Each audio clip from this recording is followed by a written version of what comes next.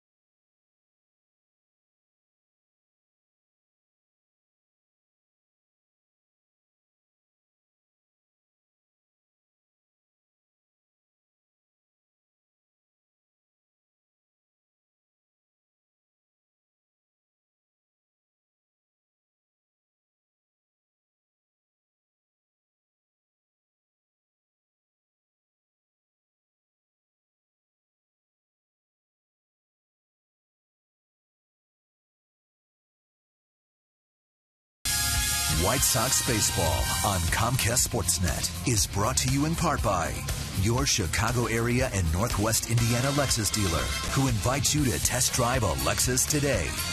Blue Cross and Blue Shield of Illinois, through it all. AT&T Uverse. Visit att.com/freeyourtv. Rethink possible. And by Ford. Check out America's freshest lineup at your local Ford store or at localfordstores.com. Welcome back to U.S. Cellular Field, where it is 42 degrees at game time. It's overcast, but we are going to get the game in. And this is the time you want to play the Angels. They're 5-13 on the road. This team has been reeling, and they haven't won back-to-back games on the road all season long. They did indeed win one at Houston. It took 4 hours and 8 minutes. This team got into Chicago at 4 o'clock in the morning. Probably a good time to face him, and Dylan Axelrod has been very good this year. So now let's see how Mike Scioscia is going to line up his Angels for the game tonight. J.B. Shuck leading off, then it's Mike Trout, Albert Pujols, Mark Trumbo, Josh Hamilton, Howie Kendrick, who's done a great job, Alberto Callaspo, Hank Conger, and Brendan Harris, who's been around playing shortstop and hitting ninth. The defense and how they're going to line up behind Axelrod. It's going to be Viciedo back in the lineup, and welcome back to him, along with Diaza, Rios. Then in the infield, Gillespie, Ramirez, Keppinger, and Dunn. Tyler Flowers gets a nod behind the plate, and our Lexus Pursuing Perfection starting pitcher is Dylan Axelrod. Dylan on for his 7th start. He's pitched exceptionally well. Opponent's hitting just .239. He's allowed only 4 home runs. More times than not, he's kept the ball club in the game, but unfortunately, he has not had a lot of offensive support. So on a very chilly night here in Chicago, Dylan will hopefully pitch the same as he's pitched all year long. Let's take a look at the men in blue tonight. Corey Blazer behind the plate. Jeff Nelson, the crew chief, is at first. Ed Hickox is at second, and Lance Barksdale is at third. So we'll look at the man who is somewhat of a beleaguered manager, although not his fault. He's got a terrible bullpen and a starting rotation whose ERA is .490. It's tough to win games like that. Robin Ventura has seen his ball club go 4-4 on the road and hoping to put together a very successful brief 3-game homestand before heading off to Minnesota. So they've thrown the ball around the infield. We're ready to play baseball, and I'm ready to turn it over to my play-by-play partner, Ken Harrelson. Hi, Stevie. Thank you. And once again, good evening, everyone, and welcome to White Sox Baseball right here on Comcast Sportsnet. So happy you could join us for the first of this brief 3-game homestand. J.B. Shuck, 25-year-old outfielder, originally in the Houston organization, will lead it off for the Halos. Shuck comes in hitting at .293, no homers. He's driven in 3. Viciedo doesn't want to play too deep in left field. Shuck really doesn't have a whole lot of power, especially to the opposite field. Outfield shading him that way as there's first pitch, and it misses.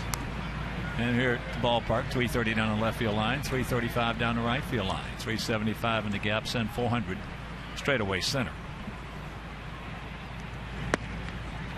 That strike evens the count. Halos come in hitting at .257 as a club with a 4.66 team ERA. And as Steve mentioned, 5-13 on the road. 1-2.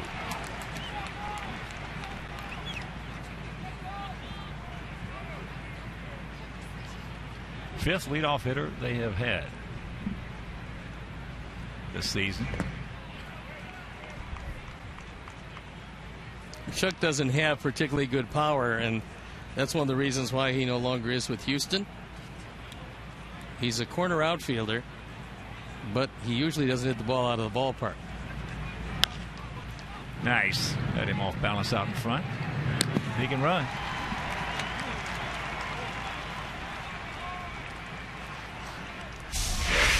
You love to see those left-hand hitters try to pull the ball moving away from them, because when they do, it's usually going to go right at who's ever playing second base, as Jeff Keppinger tonight. And he learned something right there. You can't take your time with Shuck going down the line, because he got down the line in a hurry. Well, you should have. Yeah. Should have learned it. So here's Trout. He can run as well. Got a .273, 5 homers. He's driven in 22. And Lexi knows it. Low throw. And they just do get it.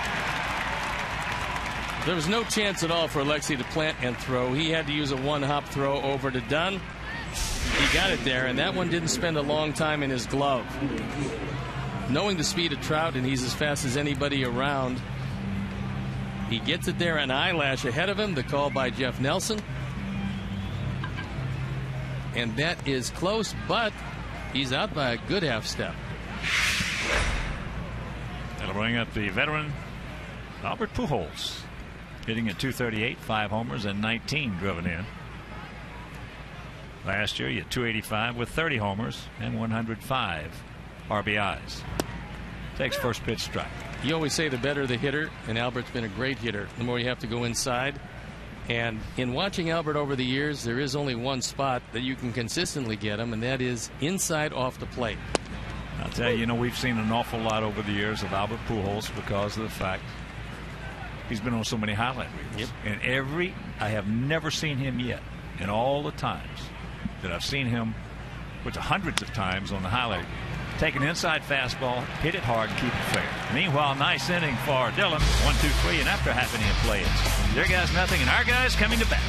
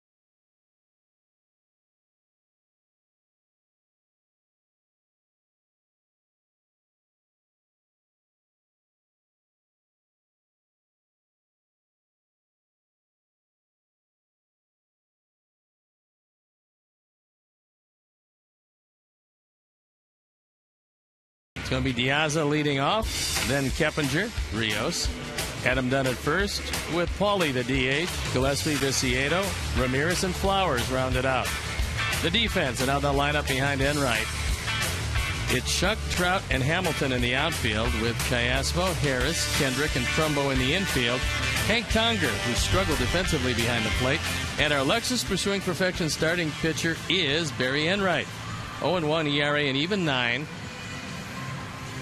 Hasn't had all that much of a shot this year, originally with the Arizona Diamondbacks. Second round pick in 2007.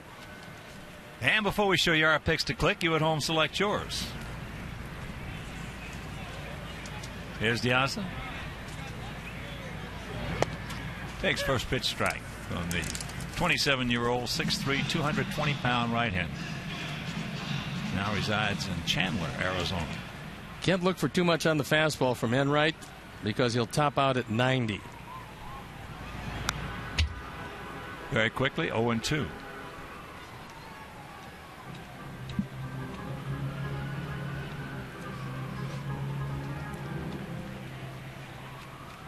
Young man enjoying a cold drink on a very cold night. Surprised it's not icy.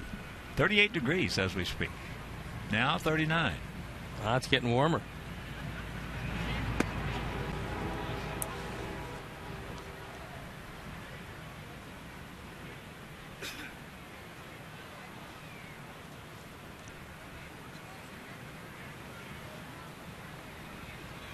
Now field around to the left. And that's low. As we speak, Tigers leading Cleveland 4-2. That's in the top of the fourth at Comerica Park. Scherzer against Kluber.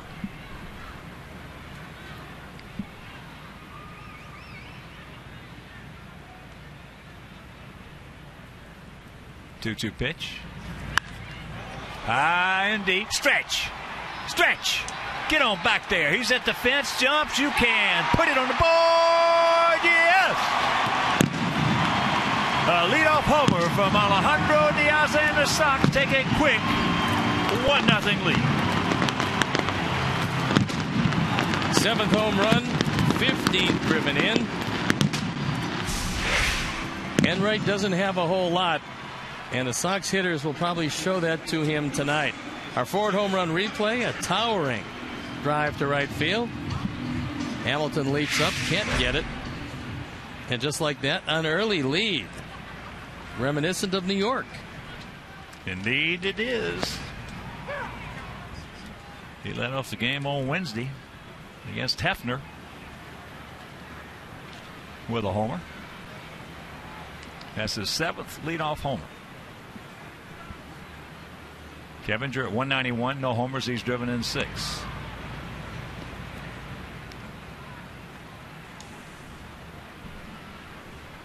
Breaking ball way out of the zone.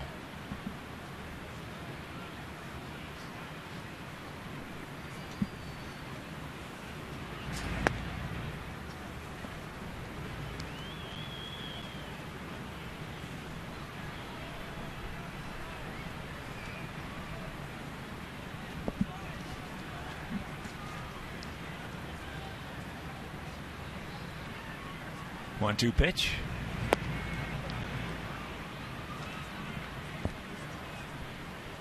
Enright's breaking ball is a slider. So mostly he'll go with fastball slider change.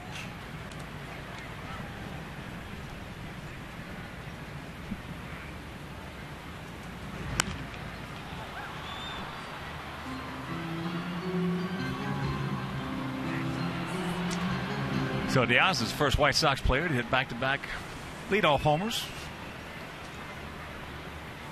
since Kenny Lofton did it back in July of 2002. It's been a while.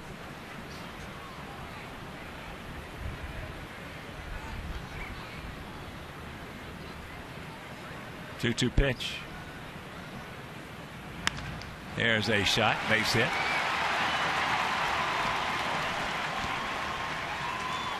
And with 1-0, nobody out, 1 in. Let's check out our picks to click tonight. Jim and Joe, our director and crew, they're going with Comerica. Steve is going with That I'm Done. And the Italian Connection. Mike Spadali, Pete Catazone, Mike Nazar, the Bertucci boys. We'll even throw Tommy Sheridan in there, even though he's Australian. We're going to go with Viciedo.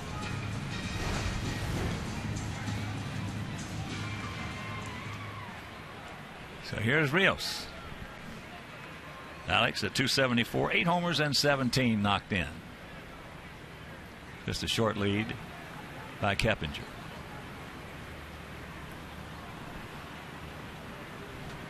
And Conger is going to have some problems blocking low pitches, and if any of the base stealers on his ball club get a chance, they're going to run on the combination of Enright and Conger.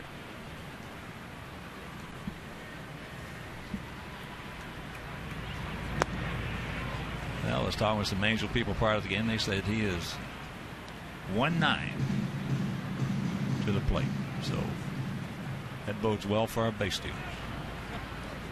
Seeing his 1.3 is major league average. There's a few guys revving up their engines.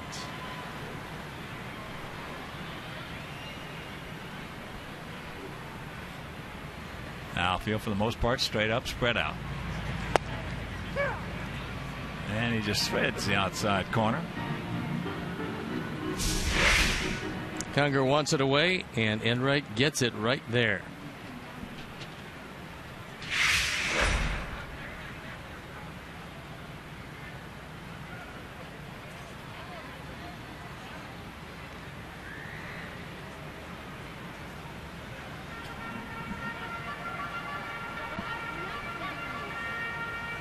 One nothing Sox here in the bottom of the first if you're just tuning in.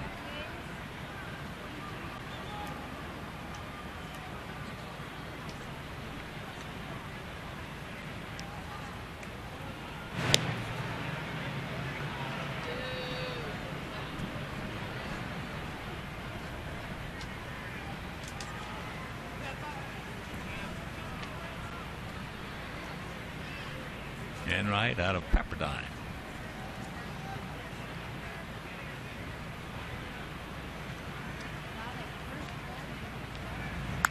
That ball hit hard, but Hamilton is there. One down. And that'll bring up Adam Dunn.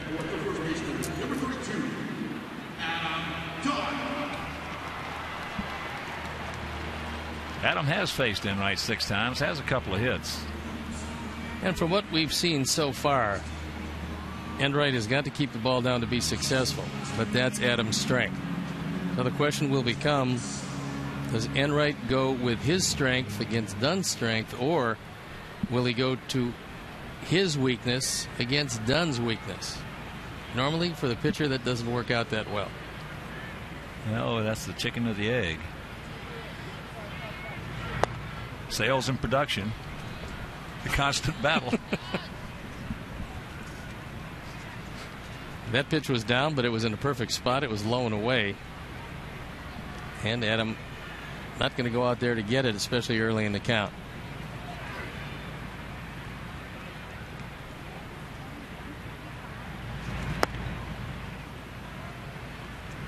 I think in the scenario you're talking about, it's up to the pitcher to, for the most part, make the adjustment. Well, I think what most pitchers will do is they'll go with their strength first and see if the hitter is better than they are in a given spot. If he proves to you he's better, then you got to go to his weakness. That ball hit into center field. Trout is there. He just missed that one. So 2 down. And here's Konerko.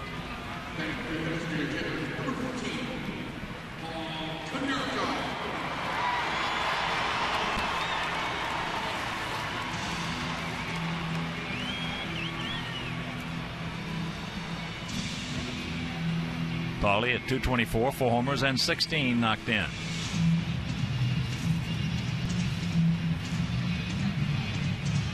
Sox this year an even 500 at home. The Angels under 500 at home at 7-9, but just abysmal on the road.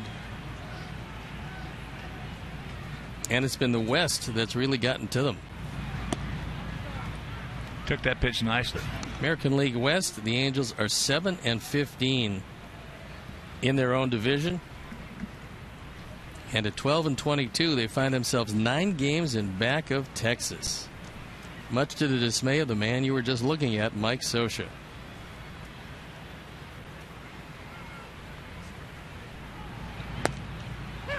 There's a strike. Well, at this point in time, there's not a whole bunch he can do about it.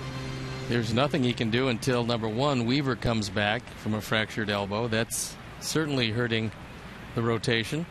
The bullpen has not been getting the job done, and his big boys in the middle haven't hit. So when you have that, it's tough to beat people.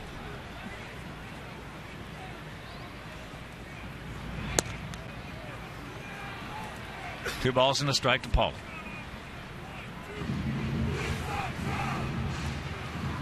When your team is going through what the Angels have been going through, is there anything a manager can do except sit back and wait it out and see if you're actually better than what you've been doing? Sit back just like he's doing right now and watch a game. And no magic moves. And hope the big boys can hit. Yeah. Well, you brought up the thing in the opening, though. That ball, he got a cookie right there and missed it. Trout. But the leadoff homer by De Aza. After one, it is 1-0 good guys.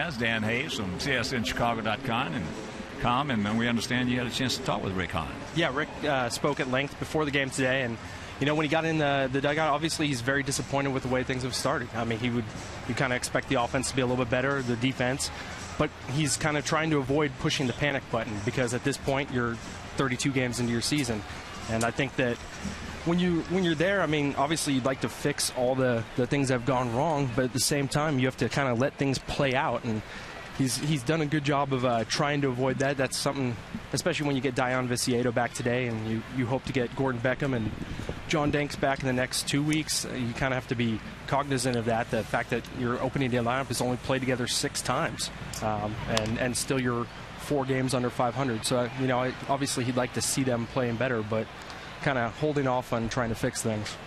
Well, it looks to me like, I'll tell you one thing, that if Detroit and the other teams in this division keep letting us hang around until we get healthy, we're going to give somebody some problems. Yeah, I mean, you're also looking at a point right now where the White Sox have faced some pretty good pitching so far, and over the next 20 here, I think the best, the Red Sox obviously are pretty good coming up, but you have 4 teams that are below 8th or below in ERA. The Cubs, they're the highest in ERA in the NL at 8. You got the Twins. You've got 7 against the Angels, who are struggling with their pitching, and the Miami Marlins in there. Trumbo with an 0-2 count. And that ball's Tommy hawked into right field, but we got a man there, and that's out number 1. Trumbo, one of the 2 guys on this team that's been bailing him out some, Trumbo and Kendrick. But it's really good to have Viciedo back. 25 home runs and 78 RBIs last year. Also, I know, Steve, that we've talked about how Diaz now is back in center field where he's much more comfortable with Viciedo in left, and it's a pretty big deal for the defense. I think it's really going to help his hitting, because I do believe that he was having some problems in left field, but this is his natural spot, and hopefully this type of weather is not going to bother Viciedo coming back from that oblique, because he can't regulate his swing. He's got 1 speed, and that's really hard.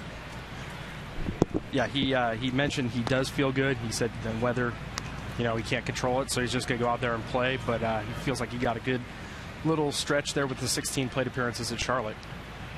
Well, it appears to me that Rick Hahn is exercising something in his rookie year as GM, and that's called patience. That's got to be a tough thing to do, too. I mean, it's the first time in that seat, and things just haven't gone to plan so far. But he is definitely holding on. Josh Big Hat can't get it. Well, Dan, thanks for checking in, buddy, and we'll look forward to you in our next one. All right, thanks a lot. Dan Hayes, CSNChicago.com.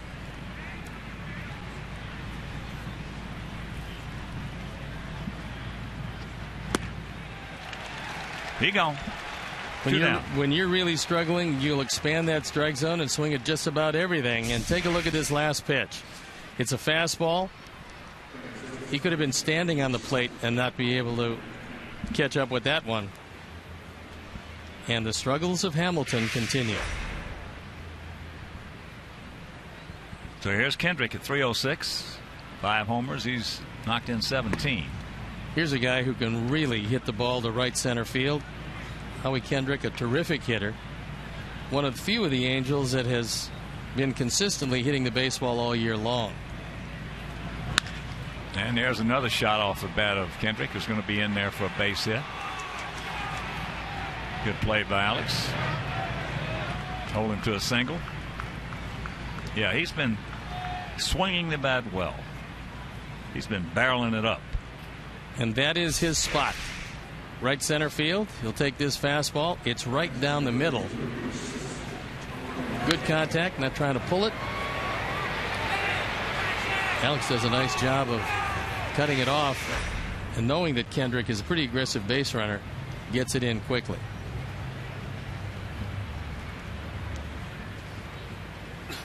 One of 2 switch hitters. Callaspo. Alvaro hitting at 264, a couple of homers.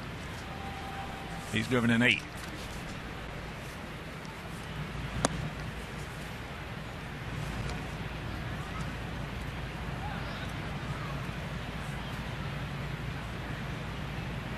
Callaspo, right-handed, hasn't had a whole lot of opportunity, but he's hitting 462 as opposed to 200 as a left-hand hitter.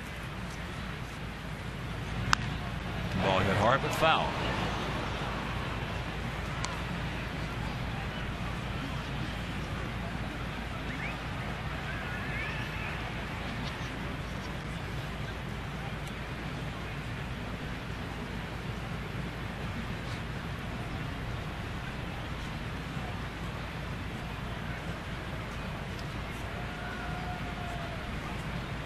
Hendrick 3 for 4 in stolen bases. There's a nice pitch, keeping him off balance. That's what he does. Our crafty right-hander. And after an inning and a half, he leads it 1-0.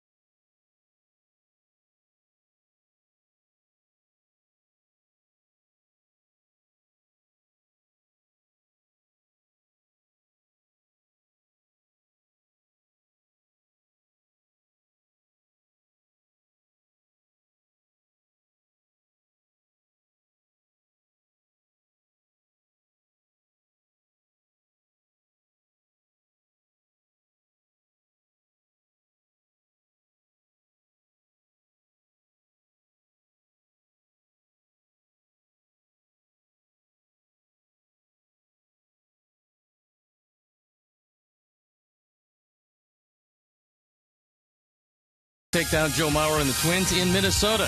It's White Sox Twins Monday night at 7 on Comcast Sports Net.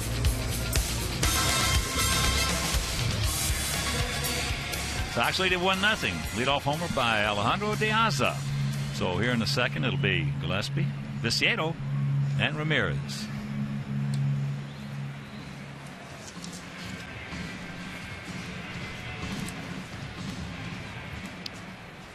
Gillespie at .291, 3 homers. He's driven in 7.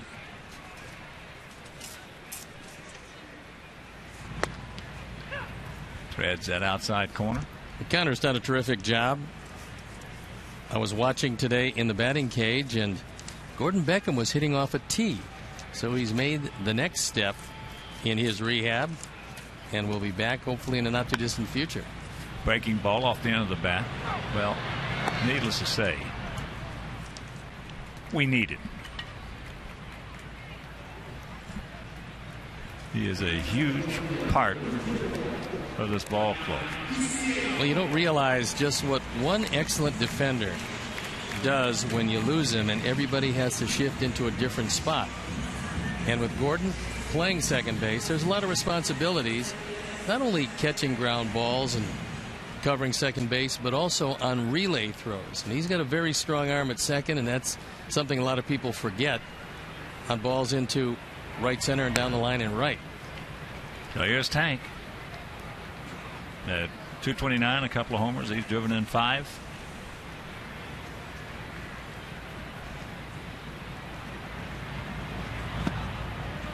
And he's got the 2-0 count. Well, I've mentioned this before. In 1978, I saw a Red Sox team lose their shortstop the day before the All-Star break. They had a 14.5 game lead over the Yankees, and when they did, the rhythm was broken. The Yankees came back and caught them, and then won a World Series. That was Rick Burleson. He was terrific. He, along with Jerry Remy, pretty good combination in the middle.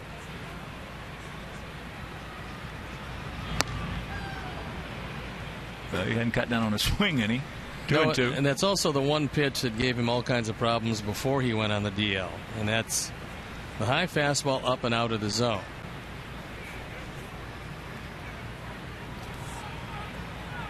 If, in fact, he can learn how to lay off that pitch, which I have my doubts,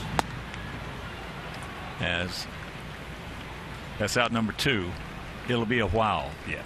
And while we have a moment, we'll send a big White Sox hello and hope you're feeling better, buddy, to our good buddy Alex Snellius. A little under the weather. Thinking about you, Alex.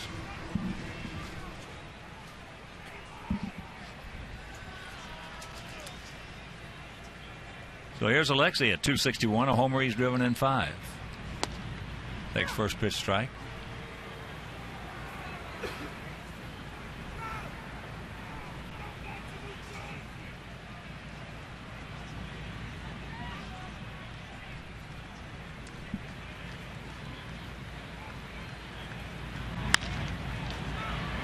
There's a 3-hopper. Brendan Harris right over the top with a good peg. So a 1-2-3 inning, and after 2, it's still 1-0.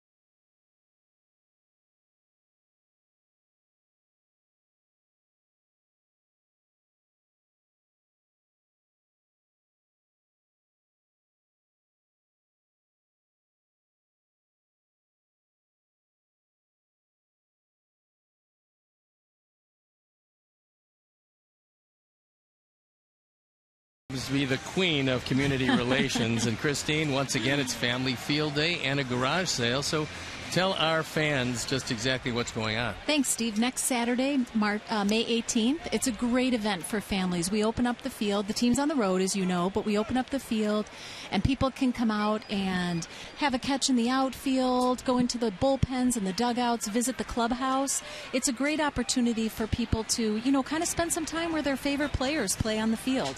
It's a great, affordable family activity. It's just $30 for adults and $12 for kids. We start at 9:30 in the morning and we go till 1. And again, it's just a great time to come out and have some fun out there. And for all the folks who have seen the field strictly from the stands, you can't really believe what it's actually like to be down there and see how well Roger Bossard has it manicured and just exactly how beautiful it is when you get a chance to stand on the field and then look back at the seats. Yep. You get a feeling of what it's like to be a major leaguer. Well, you stand out in deep center field, and then you're like, oh my gosh, there's a lot of ground to cover out here. So you're exactly right. I love it though, And what's so cool, Steve, is it's not only moms and dads with their kids, but they're always at Family Field Day. There's somebody an adult who's there with their aging parent because they want to bring their parent back out to have a special experience because it was their parent who brought them to the first game. But I swear to God, it's always the adults who are doing like the Willie Mays catch into the wall. I know they probably can't lift their hands over their head the next day, but it's a lot of fun, so you can live your dreams here. Again, it's next Saturday, and I guarantee you the weather will be great. Let's also talk about garage sale and just exactly, obviously you can't buy a garage. What can you buy? Yeah, everything. The joke in the office is don't throw it away. Give it to Chicago White Sox charities. We sell publications, baseballs, bats, jerseys, hats, equipment bags, catcher's gear. All sorts of items, furniture, chairs out of the clubhouse. It's a really cool way for somebody. And Father's Day is coming up. Mother's Day is right around the corner. So, you're always like, oh my gosh, my parents, they have everything. Or a graduation gift for a really big White Sox fan. It's so fun to come and get that personal White Sox memorabilia. Well, hopefully our fans will take advantage of it. And Christine, wonderful to see you again. Thanks. People can go online to whitesox.com, Steve. All the information is there. They can buy tickets for the field sessions. Garage sales totally free. So come on out on Saturday. We'll be here starting at 9:30 in the morning. Thanks a lot. Thanks. Leadoff double there by Hank Conger. His third of the season. So some trouble brewing right here in the top of the third. Sox lead at 1-0. Brendan Harris has a job to do. Got the corners in close. And there's the strike. Harris has been around a long time. Played with a few different teams. Always gives you a pretty good effort. And he can play third, he can play short, he can play second. And I'm pretty sure if he had to, he could play the outfield spots, except perhaps for center.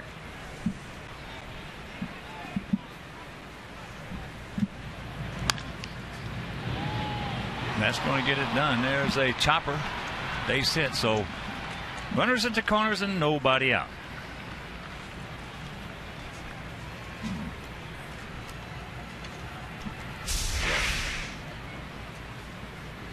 Probably not what Harris intended to do, because had Alexei been playing close to the hole, even if in fact it was a base hit, Conger would still be at second. But he was playing up the middle. And now Dylan Axelrod has some problems. Got to forget about the man at third. And here's the leadoff hitter, J.B. Shuck, who grounded out softly to second. That's not softly there. That's hit hard. But we got a guy there. Makes a nice catch. Rios. Beautiful. Got a good jump and ran it down.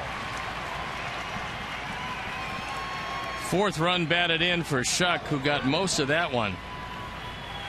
On another night, that's probably out of the ballpark.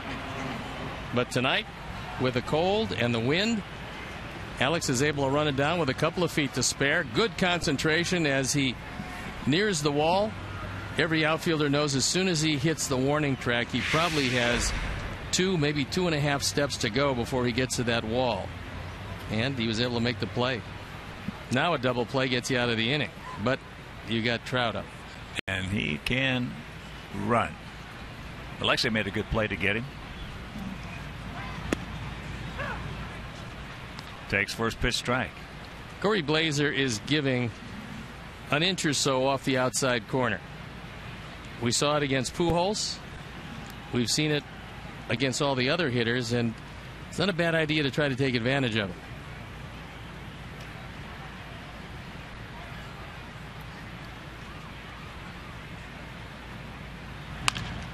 Back to the middle base hit.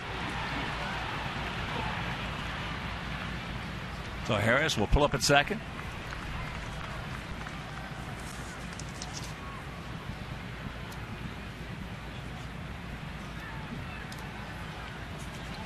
And that'll bring up Pujols.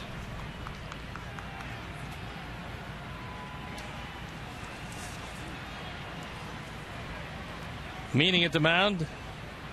Ramirez in with Flowers. They're talking about, number one, who's going to cover on a ball hit right back at Axelrod. Number two, how they're going to work Pujols. They worked him exclusively away the first time up in the first inning.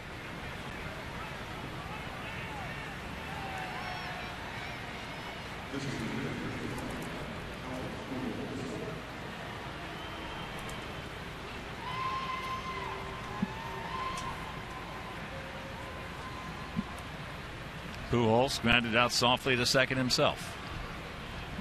So 1 in, game tied at 1, 1 out, and 2 on.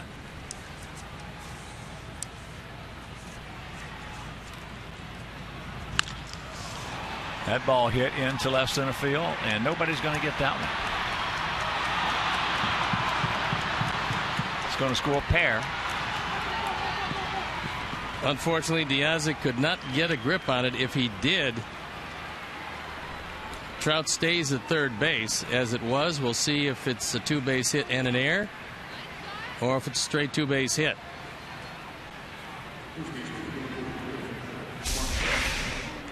Pujols hits it ball pretty hard.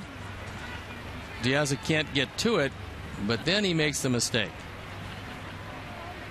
And it is a double, an RBI, and E8. So here's Trumbo. He tommyhawked a line shot into right field last inning leading off. So 4 hits this inning.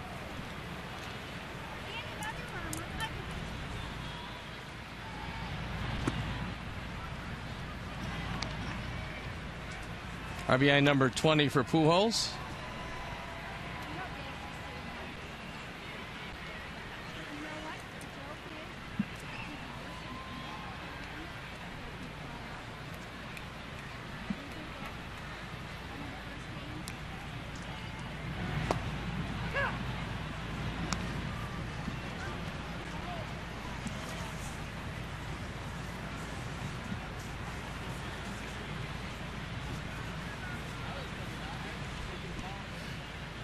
Trumbo last year at 268, 32 homers, and drove in 95. This guy's got a chance to be really good.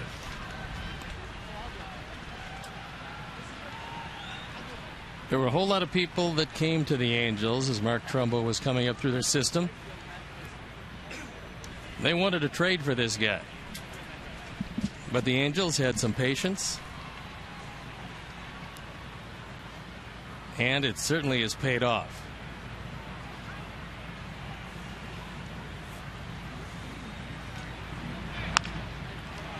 And there's a base hit. They're going to wave him around. So a 4 spot. And they're still hitting with 1 out. RBI number 26 for Trumbo.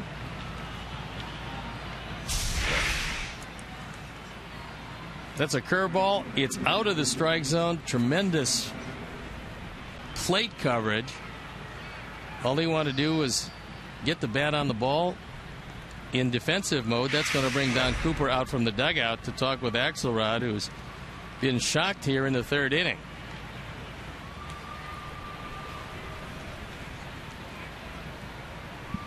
And while they're having that little confab, tickets for the season are on sale right now. Prices have been greatly reduced for nearly all the games, and the schedule is full of great matchups, promotional nights, family Sundays, and post-game fireworks. So purchase your tickets by visiting WhiteSox.com or calling 866-SOX-GAME.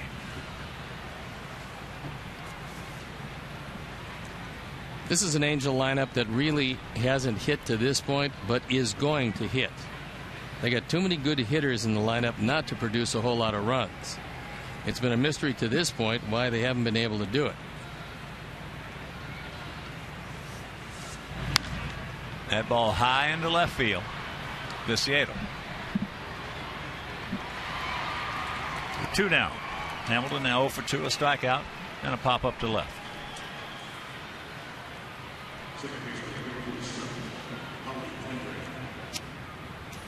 Did you find yourself as you were in a slump? Now, I know you didn't get in many, but, you know, a few. Did you find yourself over anxious at the plate, trying to get out of it with each and every at bat? I played 9 years for the most part in a slump. But I had some moments. And the reason I had some moments was because when you're in a slump, you're in between. There's nothing wrong with your swing that bad. And when you're in a slump, it's between the years. And that's where you got to find a way. You know, guys, in my opinion, work on the wrong things. When you're thinking from the plate back, that means you're thinking mechanics. And when you're thinking mechanics facing major league pitching, you're going to be in between. There's a strike. Kendrick, solid single to right center. Well, you've seen Hamilton tonight in 2 at bats. He swung at a pitch way out of the zone. That time went after the first pitch. Probably not a pitch that he wanted to handle, but because he's been immersed in a slump, looks like he's ready to swing at just about everything. That's what happens with him. He's a very streaky hitter. He always has been. No doubt. And when he gets in a bad streak, he absolutely looks like he's never had a bat in his hand. And when he gets in a good streak, he looks like Josh Hamilton. That's exactly what Ron Washington, who has been his manager these last few years in Texas with the Rangers, said there are some times when he starts to hit where he'll carry your whole ball club, and sometimes it can be for 3 weeks or a month. Oh, yeah. There's other times that he looks like literally he belongs in Class A. Well, he started off really good last year. No doubt. You know, the 4 homers in 1 game. He wound up hitting 43 homers, driving in 128. But he had a period after that hot start that he cooled off. He looked just like he did in that first at bat for a long time. He gone, but some damage is done. The crooked number goes up there, and they lead it 4-1.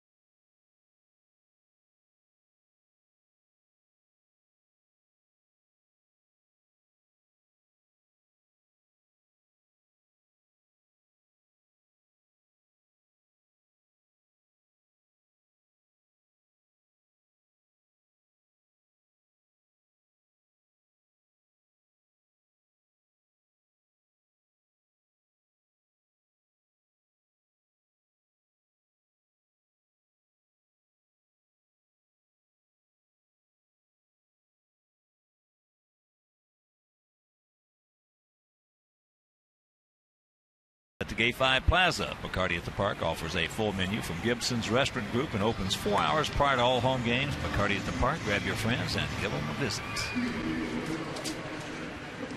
First of 3 in this series, and first of 3 on this brief, very brief homestand. It's off to Minnesota for 3 and Los Angeles for 4.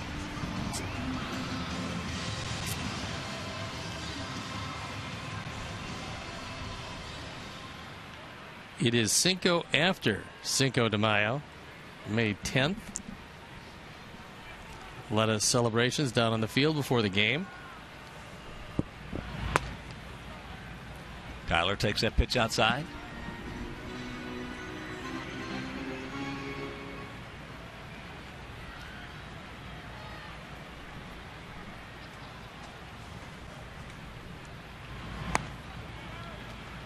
Count evens at 1. You'd love to answer back with at least 1, possibly 2 runs against a starting pitcher who is only starting because Tommy Hanson is on bereavement leave. Barry Enright getting the call and hasn't had a whole lot of opportunity this year to show what he can do. Well, we got plenty of time in this game. Plenty of time. But you're right. It'd be nice to pick up at least 1.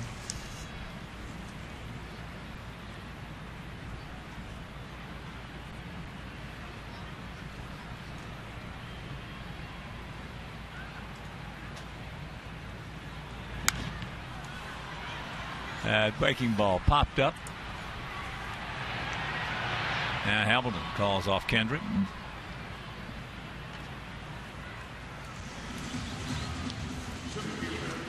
Here's our Xfinity high-speed action replay, and it's for the second time in as many games. Alejandro Diaz leads it off with a home run. His 7th, and the 7th time that he's led off a game with a home run. At that point, things were looking real good. Yes, indeedy.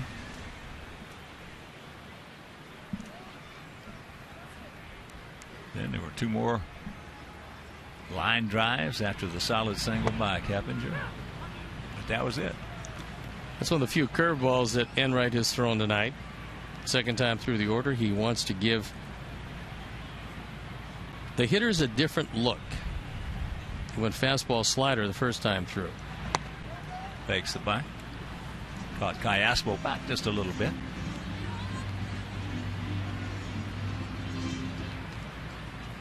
Had some problems in that first inning with a couple of hits and a couple of hard hit balls, and after that, what our offense usually does is swing at everything, and they did in the second. Rolls over on that one. Good job by Trumbo.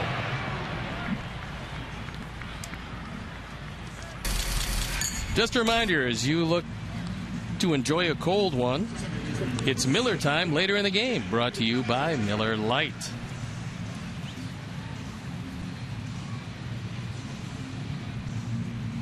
Here's Keppinger. He's singled.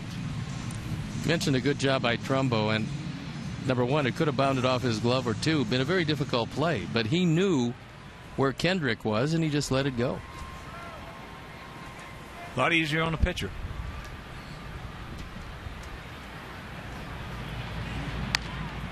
Just ate him up right there. That didn't take long. 1, 2, 3. He's retired 9 in a row.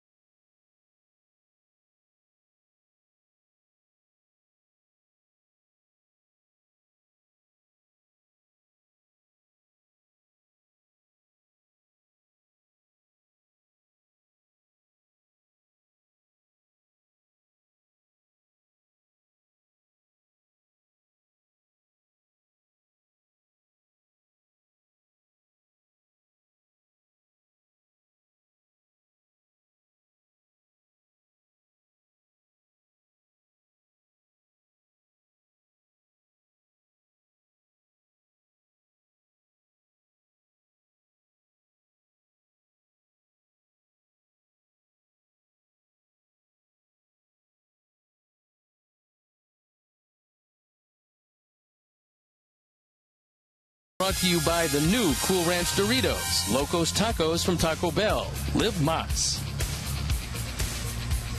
And Sox fans, first 20,000 fans on Saturday, May 25th, will receive a 1983 White Sox cap presented by the Private Bank. The Private Bank. The bank for business, the bank for life. And they hung candy. a 4 spot on us in the top of the third.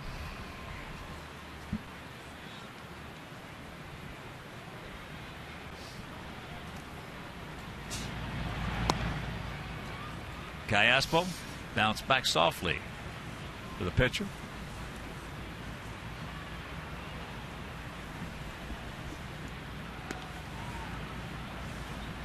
Two and 0 the count. Angels sent 8 men to the plate in the third inning. A rough one for Dylan Axelrod. And that's into right center field. 1 out. Bottom of the 5th in Detroit. Tigers leading Cleveland 8-2.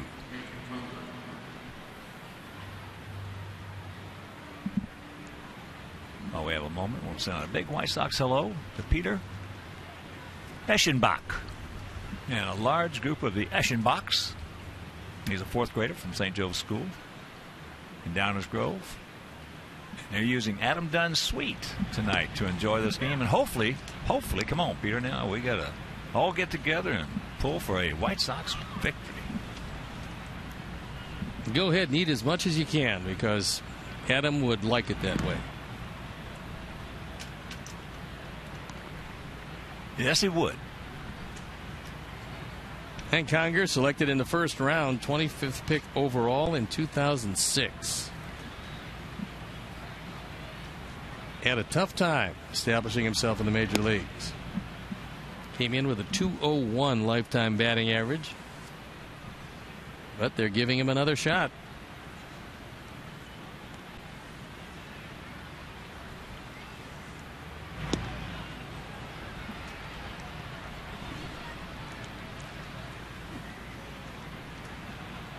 Well, Miguel Cabrera is picking up where he left off last year. He's got 40 RBIs in the first 33 games. He did not go. 40 RBIs in the first 33 games. There is no doubt that Prince Fielder is a very good hitter behind him, but I'm not sure if you have an opportunity why guys pitch to Cabrera at all. Me either. I mean, it just boggles my mind. Unless you've got somebody who can pitch him inside. Because from the middle out, he is devastating. The only other Tiger who's had 40 RBIs in the first 33 games was Hank Greenberg. Back in 19 and 37. That was a few years ago. Yeah, you cannot let Cabrera beat you. I don't care if Fielder hits 50 and drives in 150. You cannot let Cabrera beat you.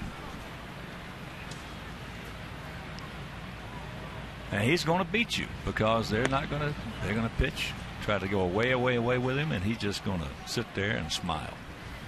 Well, you got a Triple Crown winner and an MVP for a body of work over 6 months, but take a look at what he's done over his entire career, and you realize that sometimes that guy with the bat might be a little bit better than you are, and you pitch around him. Let him get himself out or put him on first base.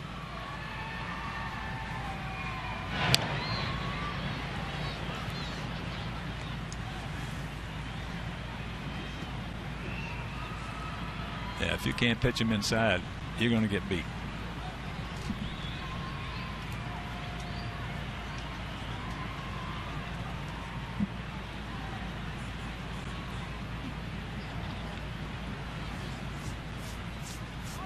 There he goes. Pitch fouled away. Said it before, and I'll say it again. The best three right-handed hitters to come into the American League in the last 50 years have been Frank Thomas, Manny Ramirez, and Miguel Cabrera.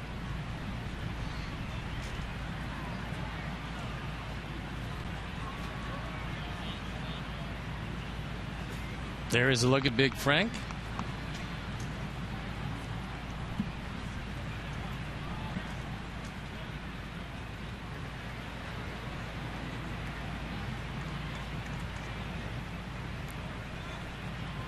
There he goes. He gone. He was out by plenty. And a pretty good pitch in that the fastball was up under the chin of Harris. The only thing he could do is get out of the way. And Mark Parent, who calls a lot of different things, realized that probably there was a hit and run on. That ball got there. I know it was slow motion, but it got there good 5 steps ahead of Conger.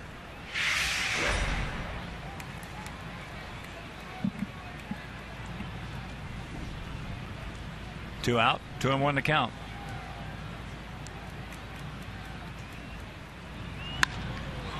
That ball hit hard. Nobody's going to get that one.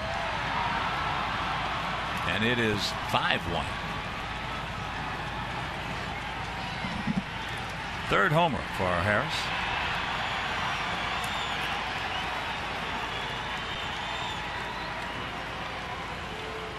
He's now driven in 6. And that was a line drive rocket. That's a hanging curveball. Our Ford home run replay. Hanging curveballs even on cold nights go out of the yard. And that one just made it.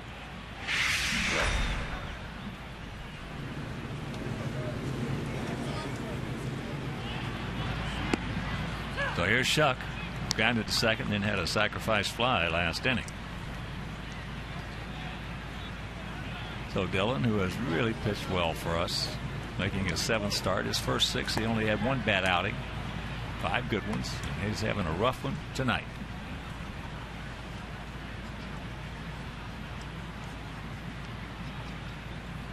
Don Cooper is going over his sheets to see who worked when and how many innings they worked. If he has to take Axelrod out of the game, then he will determine who he wants to be first out of the chute. And that will have a great deal to do with what the score is when that happens. 2 out, 2 balls, 2 strikes.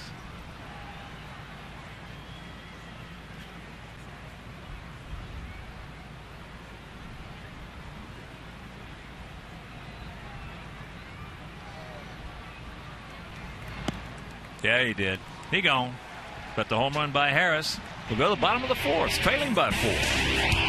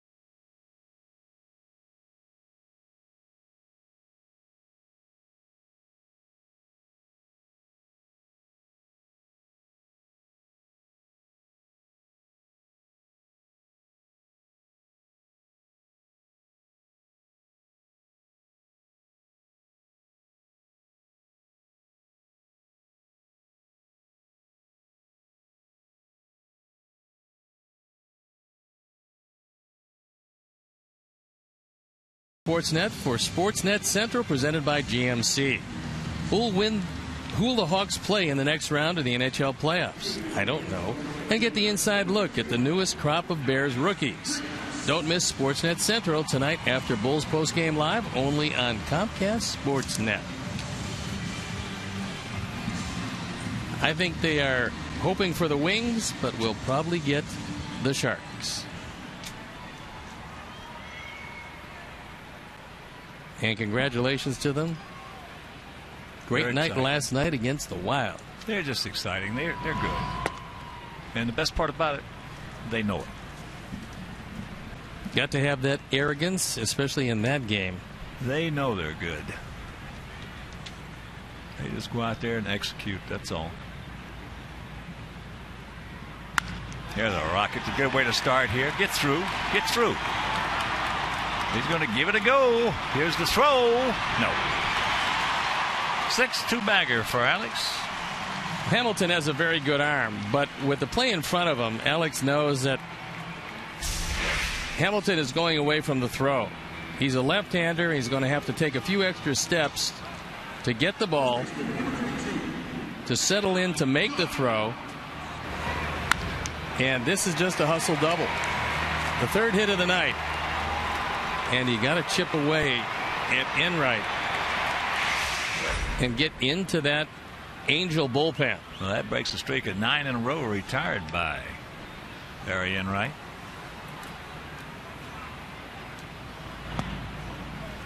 Here's Adam.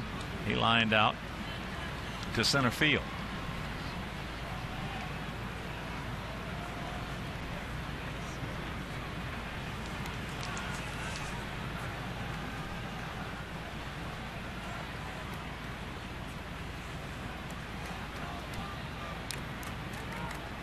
Time is called by the catcher.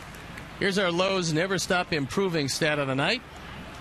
First 20 games, our Sox not much with runners in scoring position. The last 12 games, it's turned around completely, hitting a robust .284. More reminiscent of the team of last year than the team of this early season.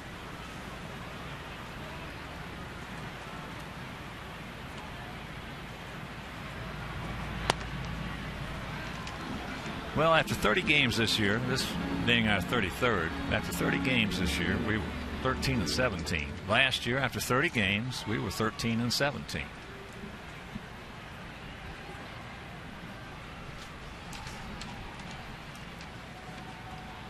Just have to get the walking wounded back and ready to go. Also in '83, winning ugly team.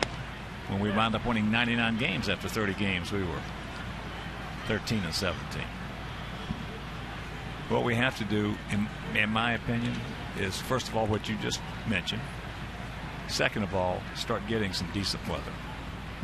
I feel bad for our guys. I'll tell you, they have just. This has been the longest cold streak that I have seen our Sox go through ever. Not just ever. Ever. I talked to Paulie about it before the game, and he said, "Look, the philosophy that I've always had here is I expect this in April and May. If I get anything but this, I'm particularly happy. So when I get it, I'm not surprised. 41 degrees at game time. It's been shifting between 39 and 42. Not the greatest hitting weather, but you might have a man on the mound that will give up a few. So it's very early in this one. A lot of outs to go." 2-2 pitch. It's full. Well, it's one thing. You got to have a mindset that you expect it, and hopefully you don't mind it. But then on the other side of that page, to execute is a different story. Yeah, it's not easy. As a pitcher, I love to pitch in this weather because hitters don't want to hit the ball on their hands.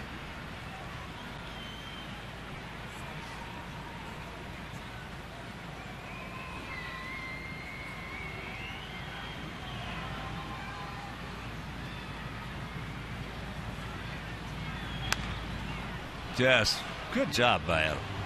Just to fight that one off. Well, yesterday, on our off day, I went out to hit some balls. I was going to hit, 75 or 80.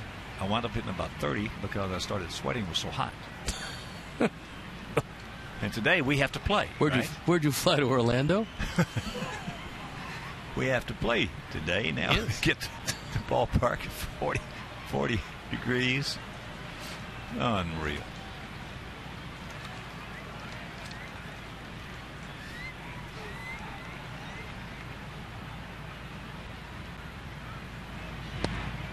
And there's ball 4. So something cooking here in the bottom of the 4th. Nice at bat by Adam because it was a backdoor breaking ball that he just barely got a piece of to stay alive at 3-2, and then right through and well wide of the plate, sending Conger to the mound. And Paulie, who's got to start picking it up and most likely will, hit the ball well the first time, but to the deepest part of the ballpark. And now Corey Blazer going out to break up the conclave at the mound. Well, actually, the guy who has hit the ball the hardest as far as having this weather take things away from him have been Alex Rios. Alex has had more than several home runs here in this ballpark taken away from him because of the wind. And the chill factor being sometimes, well, it was 38 degrees when he hit it with a huge wind. Probably wind chill factor was, 30, 28. Well, he just happened to hit it to the wrong part of the ballpark, and yes, he did on the appeal to Jeff Nelson. Paulie went around. So first pitch slider out of the zone. Here's our AT&T UVerse replay. Very good speed at second. And Adams at first.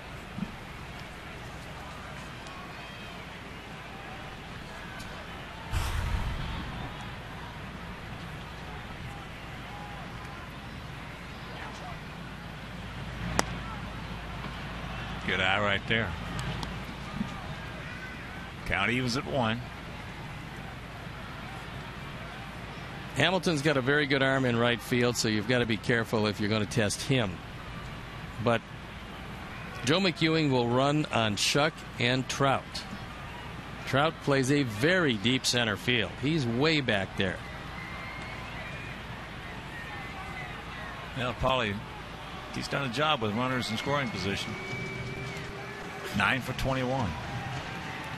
Pretty good, considering the start the team got off to this year. Yeah, it is. And then you take the other side, is when there's nobody on, Paulie, and the way we've been hitting, he's gotten out of his psyche, so to speak. He's tried to hit some long balls, put a quick point on the board, which is understandable. That's his job.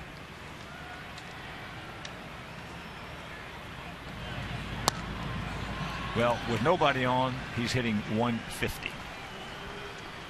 It's not surprising. I mean, Pole's been a run producer his whole life. Run producers, just like closers, they have that adrenaline rush. When they have a runner in scoring position, you concentrate more. It's only natural.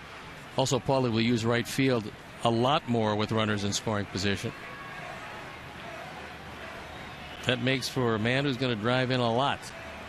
And he has done that over the course of his career. The 2-1 pitch.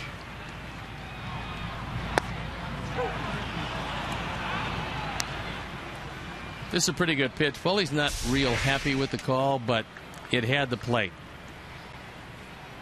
It's not where Conger catches it. It's where it came over the plate, and it came over a strike. But that's very much a pitcher's pitch. If you don't have to swing, you don't swing at that one because that's got ground ball to shortstop written all over it.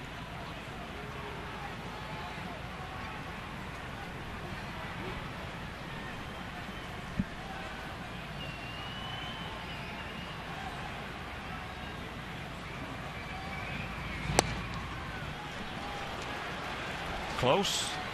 Close. Yes, and a break.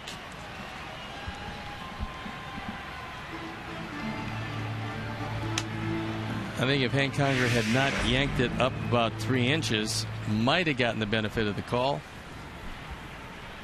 But sends the count full.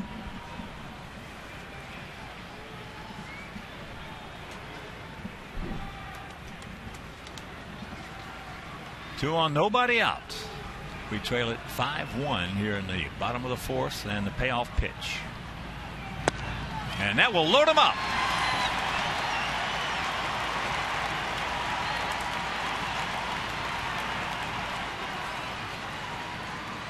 Well, I think it's time to see Mike Butcher come out of that dugout. He's not. There he is.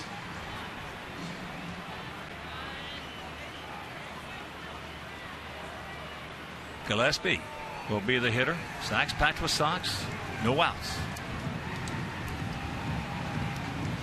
Mike Butcher celebrating his 48th birthday. While they're having their chit-chat, get real-time info, including pitcher gas gauge, stats, tweets, with Sox in-game live only at csnchicago.com. Brought to you by Comcast Business Class.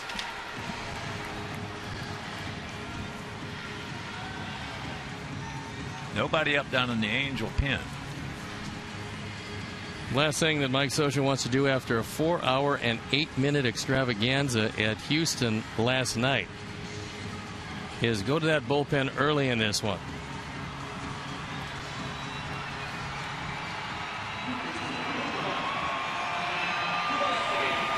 It's Mark Lowe loosening up in the pen.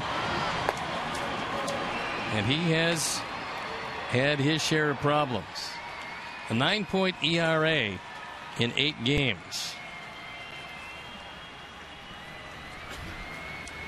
All right, Connor, he's the guy in trouble, not you, buddy.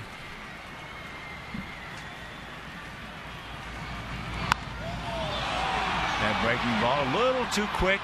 Yanks it foul.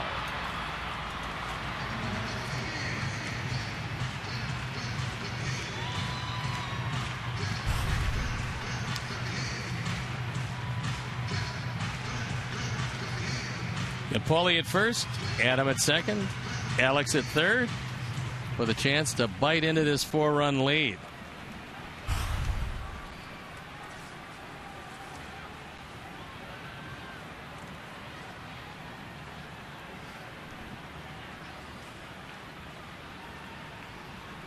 Trout shading him over to the left.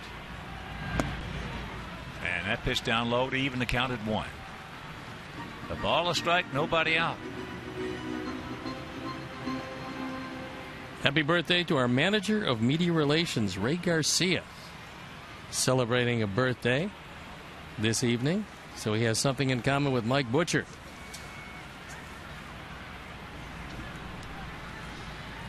They both arrived in Chicago today. And now 2-1. Desiato on deck.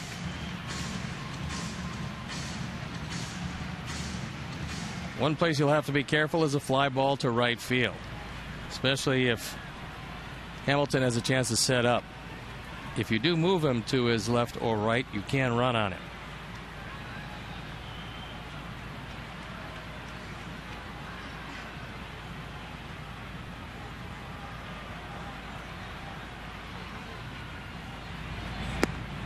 Three and one. Don't help him out. Lowe just got up, so he has not thrown. Now he's starting to throw a little harder. He was just soft tossing there.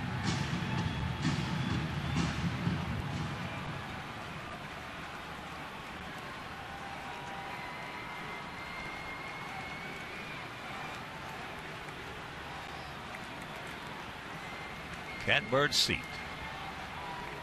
The 3-1 pitch.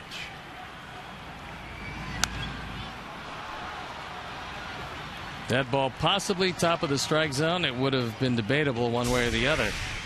But Connor, with one strike, thinking he could drive this one, fouled it off.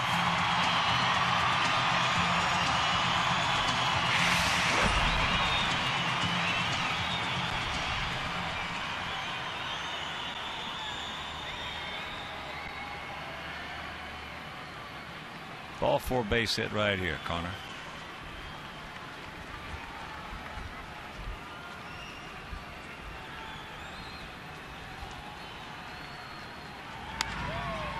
And that pitch is popped up and fouled. Good effort by Callasmo. He doesn't have the greatest speed around, but he gave it everything he had. That ball slicing at the last instant.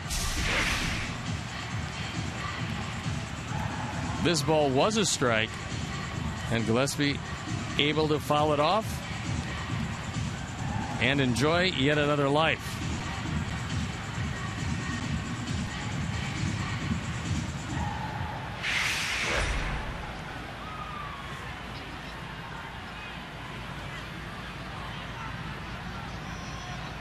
So a redo. Adam is taking a look at all of the outfielders and where they're setting up while he's standing out at second base.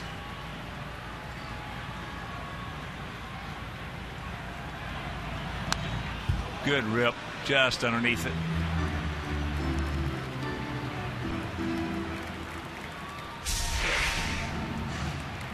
Conger wants it away, and Enright was very lucky to get away with this because he missed his spot by about a foot. And Gillespie, on the 7th pitch of the at-bat, fouls it straight back.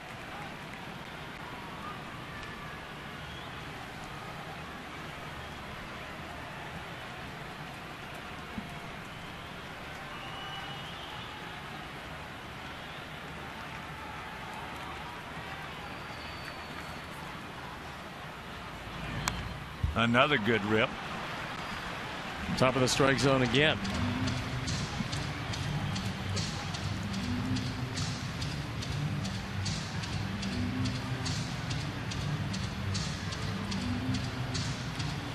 As you can see, he's been working him inside, and he's been working him at the top end of the zone.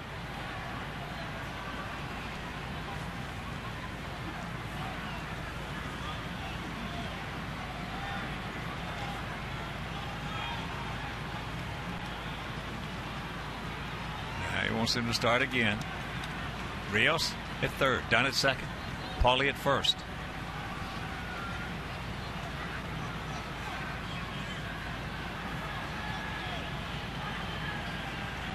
Now once again the 3-2.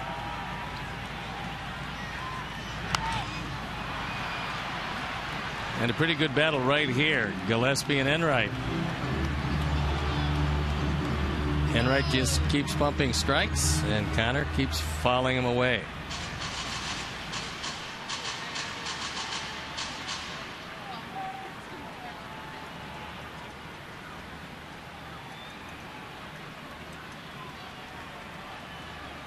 Enright was sailing right along through 3, but he's run into a speed bump here in the 4th.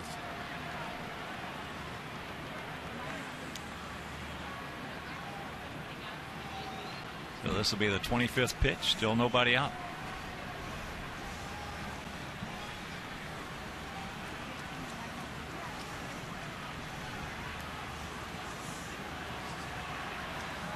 They're taking a long time hooking up.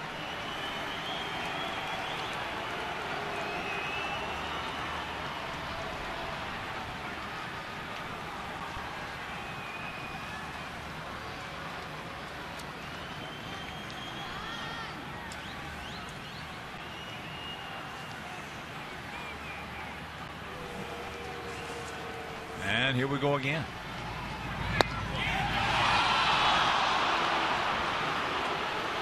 That one a little too close to take. And Corey Blaser rung him up. So a steady diet of pitches up. Now he stays down. And that one caught part of the zone. So 1 out. And here's Tank. Struck out his first trip.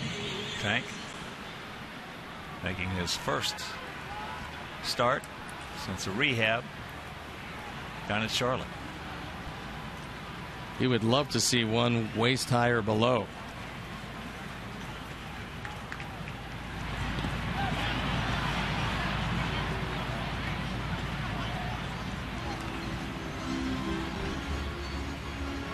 Breaking ball, 0-1 to count.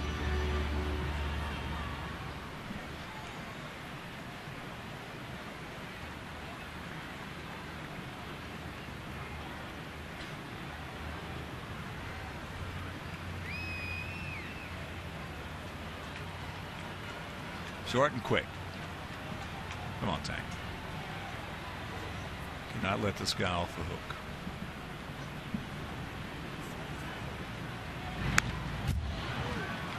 And very quickly, nothing in 2.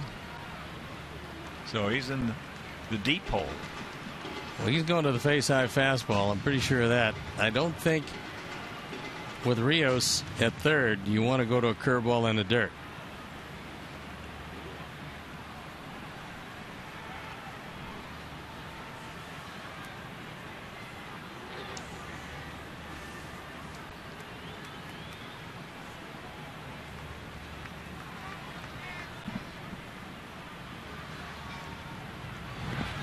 Breaking ball. Conger did a nice job of blocking it. And it looked like Enright was going to shake it off, and Conger tried to give him confidence, gave him a little nod saying this is a pitch.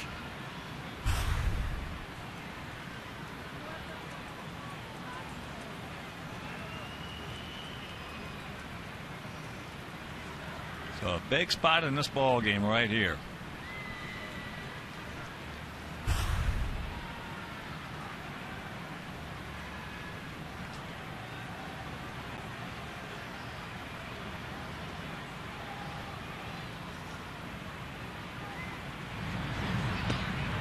Ball gets away. Here comes Alex. He's going to score. Yes. Well, we told you Conger's had some problems with his defense catching. At that time on a ball I don't believe was in the dirt, he tried to backhand it. And we'll see how it's ruled. It should be ruled. Well, probably ruled a wild pitch. It hit before it, but this is a play that if you don't backhand it, you're going to be able to make the play. As he gets away, it makes it a 3-run game.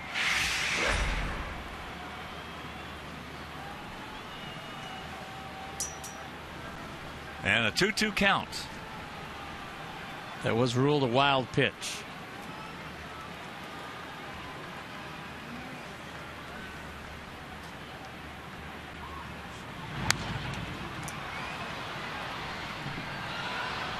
He had a good one to hit and fouls it back.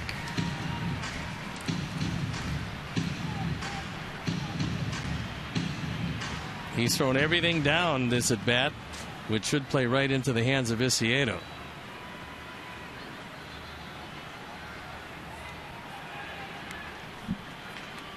That last pitch was the one.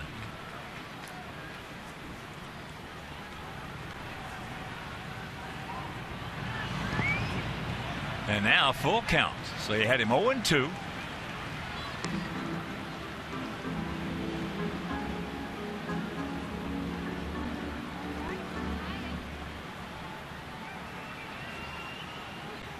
Ramirez in the on deck circle.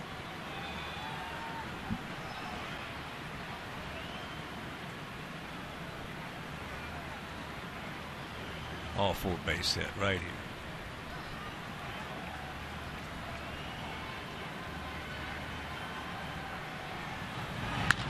That ball hit hard into the gap, and nobody's going to get it. That's going to score a pair on the double by Tank. Can it say 5-4 ball game? Yes.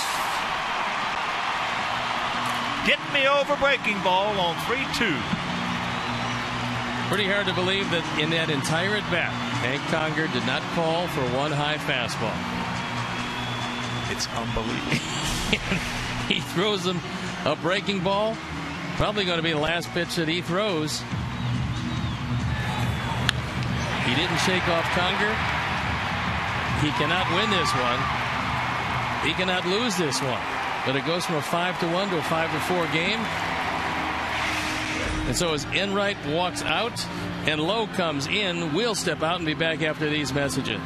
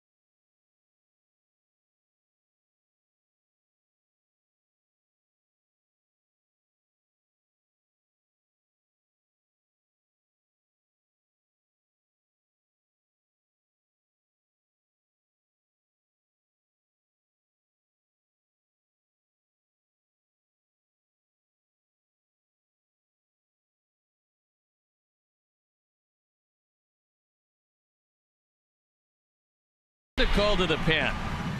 It's a one-run game with the tying run out at second base, and Mark Lowe comes into this one 1-0 ERA and even 9 walks in 8 innings. So I guess you could say control has been a factor.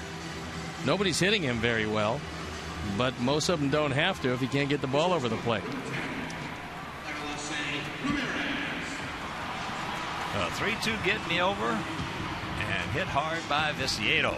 Viciedo, the Italian connection. Thanks, Badali. Pete Catazone, Mike Mazza, the Bertucci boys, and throwing the Australian Tommy Sheridan. Yeah, but without that done walk, could have never driven in 2. Don't forget that. All right, Senator. Can I check it up? Alexei grounded out to short his first trip. He's 0 for 1. Lifetime against Lowe.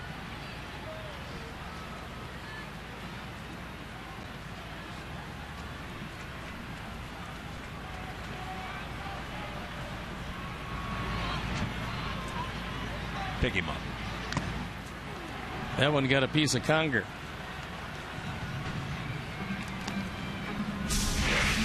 Hank is testing out his jaw to see if it's still hinged.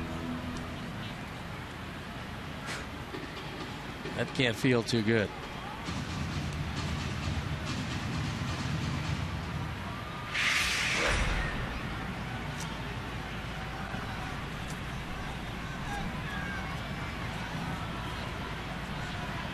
Five 7-0 for them, 4-4-1 for us.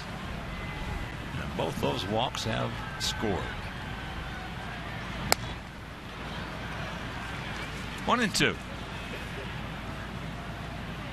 Lowe with the Mariners and the Rangers before coming here with the Angels, trying to establish himself in their pen. Well, when he first came up with Seattle, he could rush it up there with the best of them. He had a great arm. Oh, just a great arm. Softly hit. But a crooked number goes up on that board. We'll go to the 5th. It is now. Oh, check that. Just 2 outs.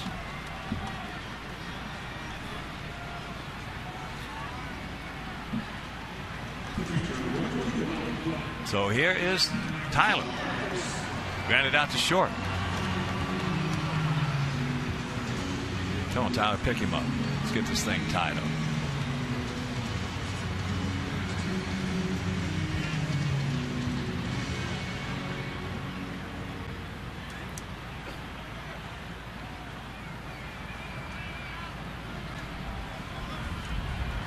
Outfield straight up.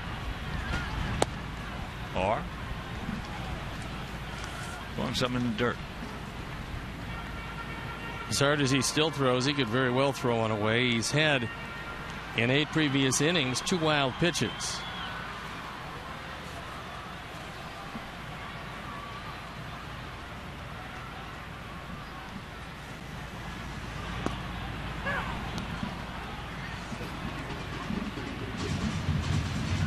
One and one to count.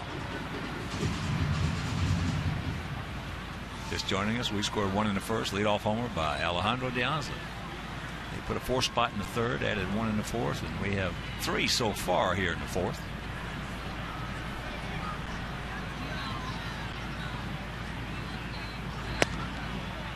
And that's outside, so 2 balls in the strike.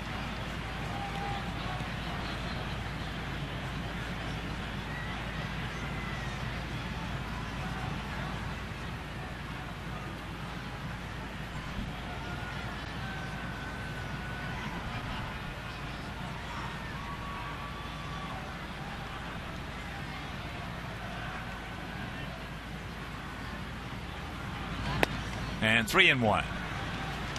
Alejandro on deck. Yeah, you'd love to bring Diaz up this inning.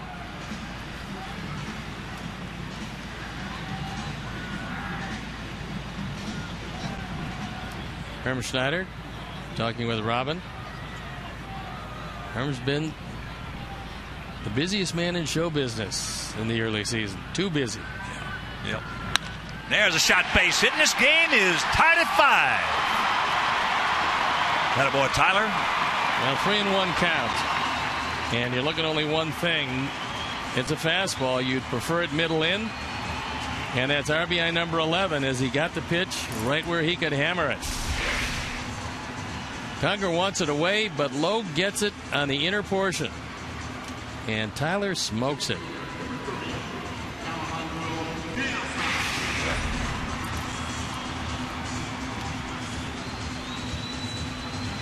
So here's Alejandro, that homer, and a grounder to second.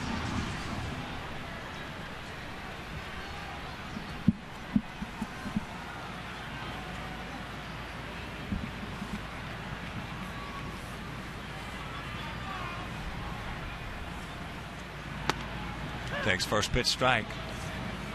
That one at 92.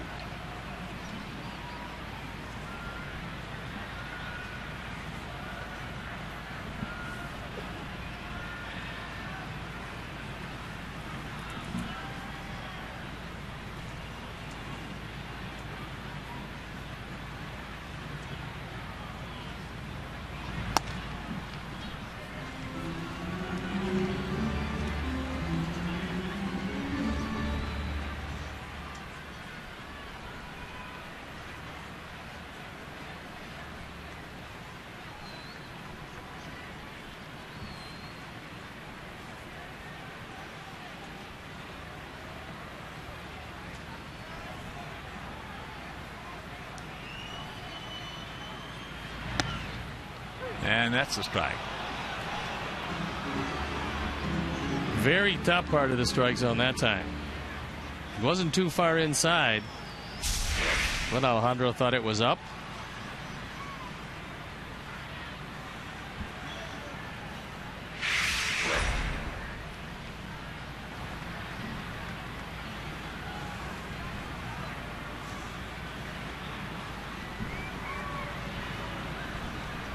Close the book on Enright at 3 1/3 innings, 5 runs on 4 hits. Walk 2, fan 2. And he can't win, nor can he lose this one.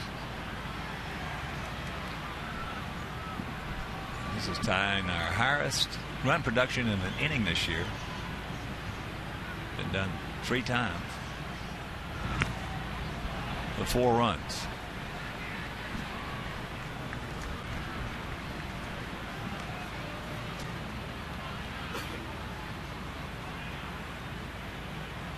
Yeah, things were not looking real good there until that double by Viciedo. Because of some very questionable pitch selection. I'm happy they stayed right with it. Yep. Stay with that curveball. And that's outside. So a full count. And the advantage of Tyler being able to run. Trumbo playing way back of him at first base, so he can get as big a lead as he wants. And Jeff Keppinger, if Diaz can keep it alive.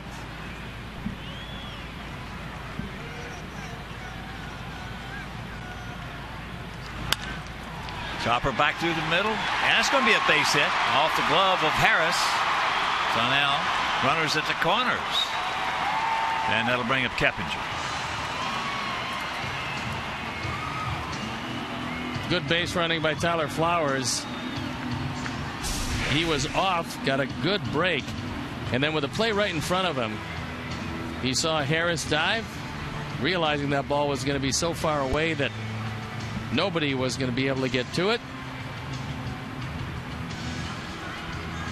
And it brings the birthday boy, Mike Butcher, out again. Tyler with very good speed for a catcher. And the ninth hitter to come to the plate here.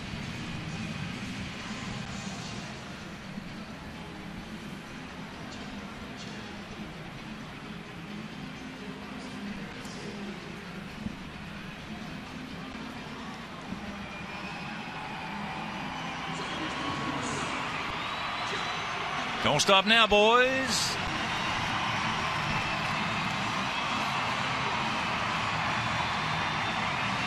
Keppinger has singled and he got jammed, hit a little looper to the shortstop.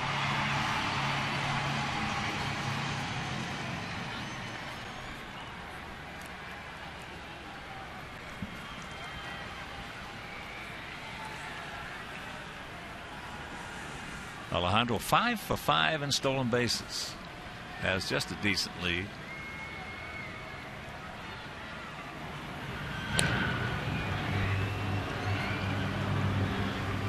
Five, 7-0 for the Halos. 5, 6-1 for our Sox. Conger's had a few problems throwing out base runners, so we'll see if Diaz is going to take off. Not with that lead, most likely.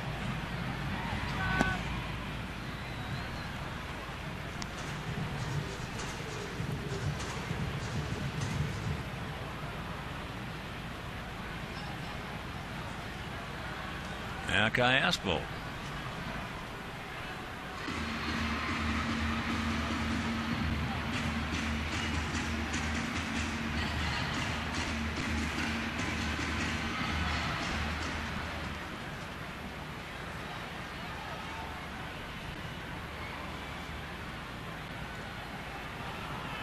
There he goes.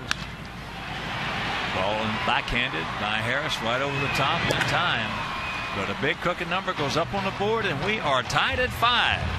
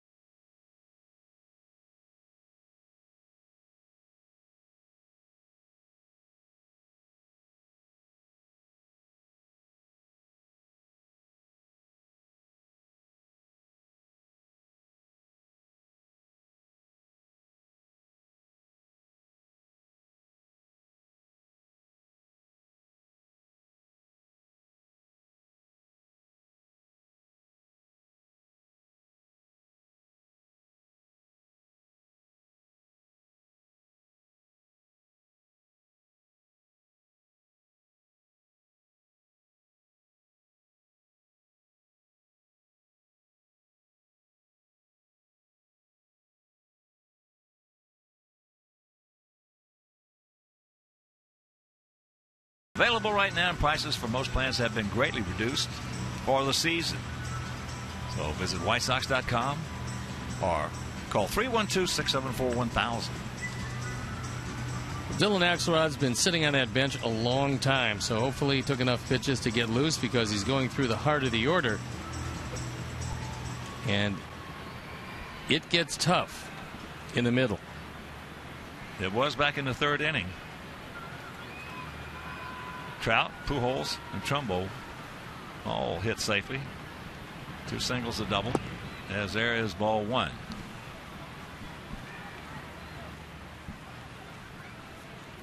Trout came in second in the MVP voting last year. Didn't start the season with the club, but what a lift he gave them.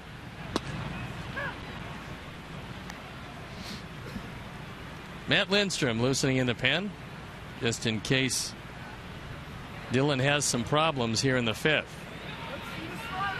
Trout last year, 30 homers, 83 knocked in. Stole 49 bases. Only thrown out 5 times. And he's the first Angel to have 30 homers and 30 or more stolen bases since Bobby Bonds.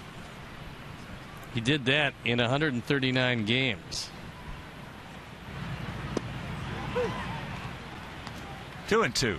Just drops a slow curveball.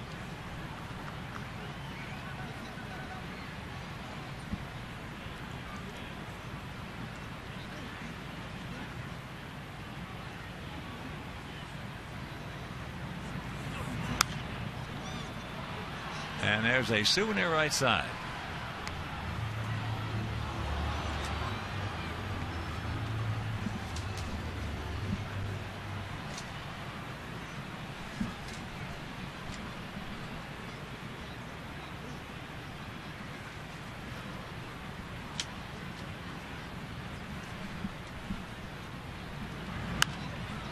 And that curveball's popped up.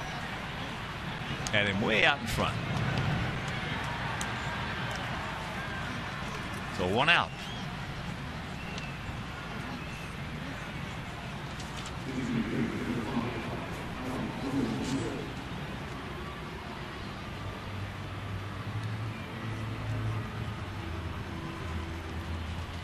So here's Pujols.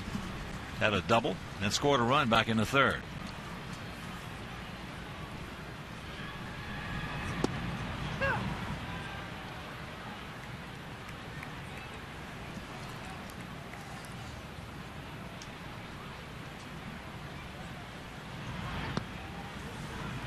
Albert, out of the Dominican Republic, primarily raised by his grandmother. He lived in a single level, 3-bedroom, 1-bathroom house shared by 10 people. Hard to believe he was a 13th round draft pick. There's a curveball strike. But he was. Scouting report at that point said an overweight hitter, and that's it. They didn't realize how good a glove he was going to have at first base before it was over. Fastball fouled back when he was coming up. Growing up in the Dominican, he used a glove made from a milk carton.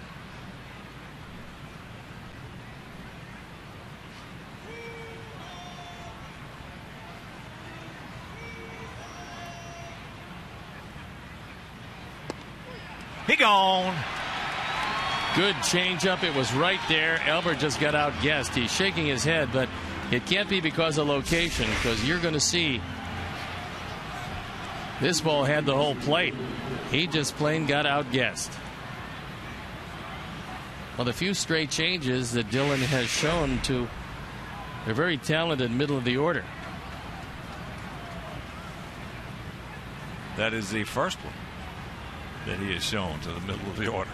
Picked a good time to show it, and a good man to show it too. So here's Trumbo. He's 1 for 2 with an RBI.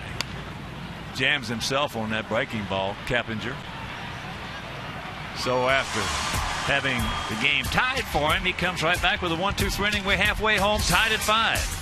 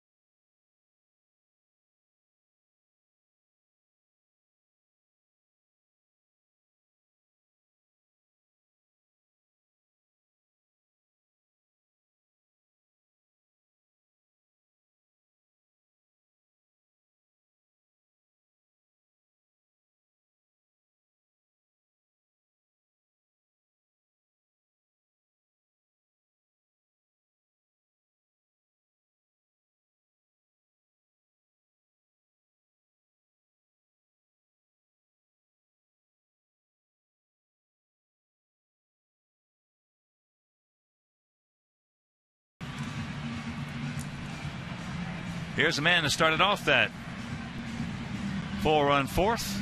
Alex Rios doubled into right center.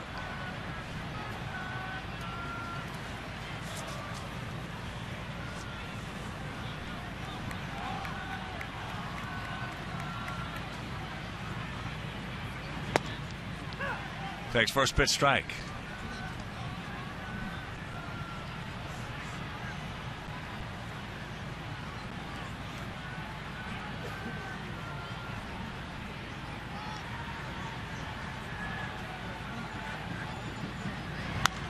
And that's out of play right side. So very quickly, 2 strikes. 0-2 the count to Alex.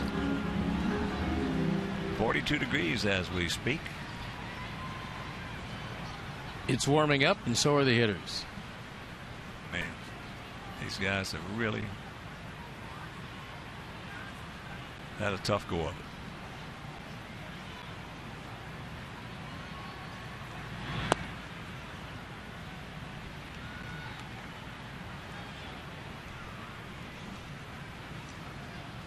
One and two.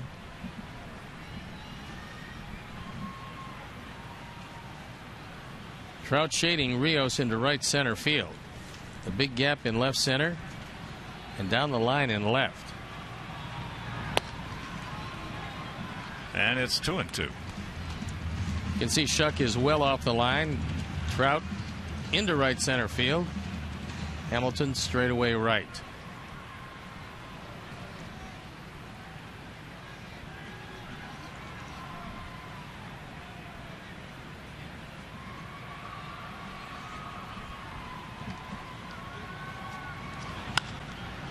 And that's slicing foul.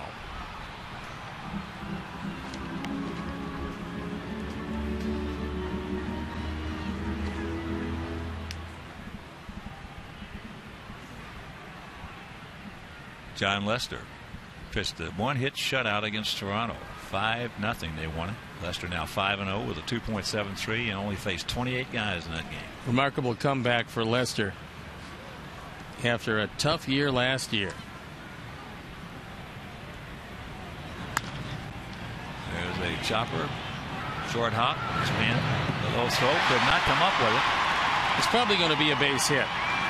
And Alex being told to get back to the bag by Darryl Boston. It didn't appear that he took a break. The break that the Angels got was that one hit the fence in front of the dugout. Goes as a base hit with Alex taking it back up the middle. Harris has some time here. The throw is down, and on the long hop, Trumbo can't corral it.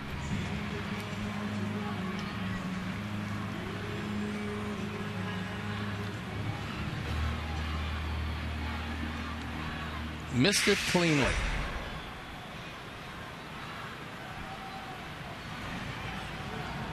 So here's Adam. 0 for 1 with a walk and a run scored. And that was his 1,000th career run.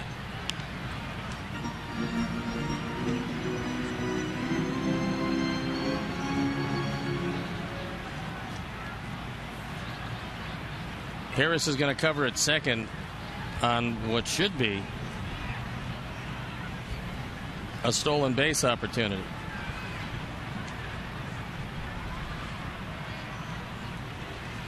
First and 30, madam.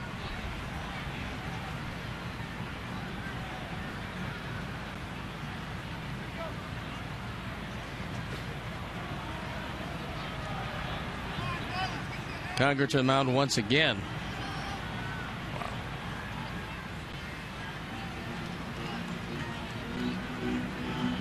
Got a little of Joe Mauer in him. Joe's never hesitated to go to the mound.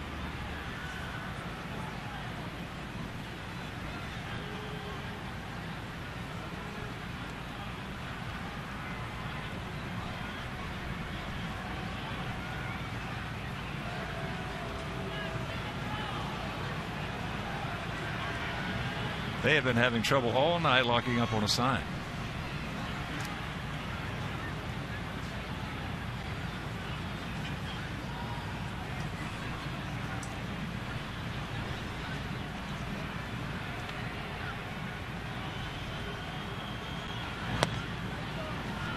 close, but off the plate.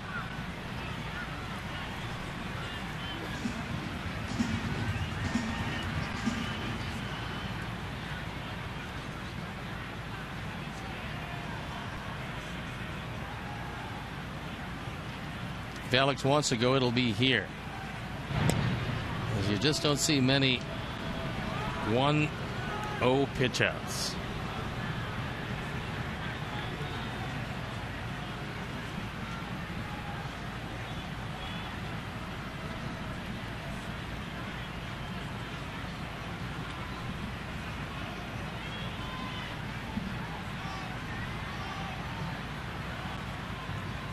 There he goes. Ground ball. Sucked up by Kendrick. And that's out number 1. Good thing he was going, because if not, that was going to be a double play. And a reminder, send us your comments on tonight's game through Twitter using hashtag White Sox Talk, and we'll read one back later in the game, and it just might be yours.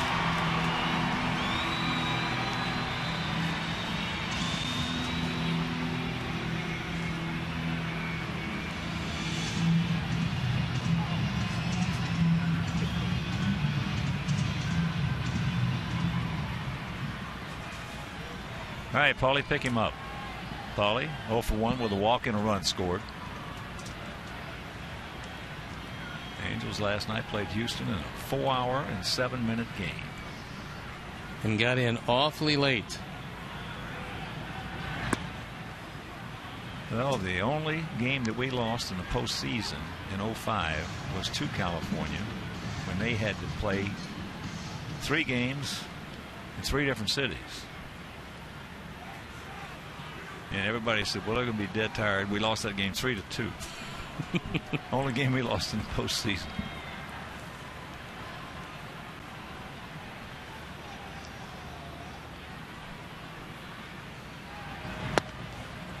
Checks it up, takes a strike.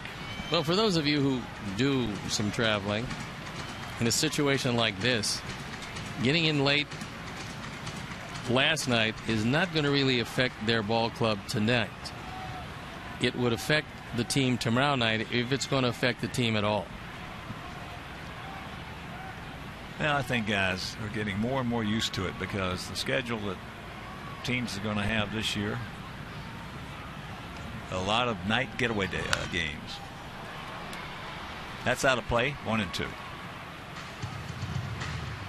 Then coming in from New York, night before us, we had to fly around some weather, so we got in later than expected. True. Unfortunately, we had the off day, which was very much welcomed. Unfortunately, we got the game in because the weather report was iffy. But when you only go to a place one time, and we'd only go to play the Mets in that 2-game series, you've got to get both of them in. You don't want to come back. 2 and 2. Yeah, the schedule has been very demanding on our guys.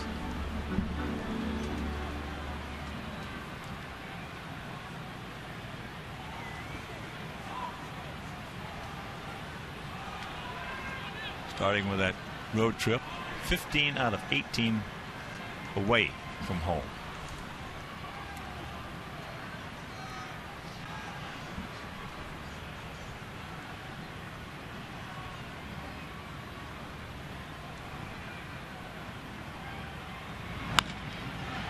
That ball into right center field. Trout. Alex is tagging. There he goes. So 2 out with Rios.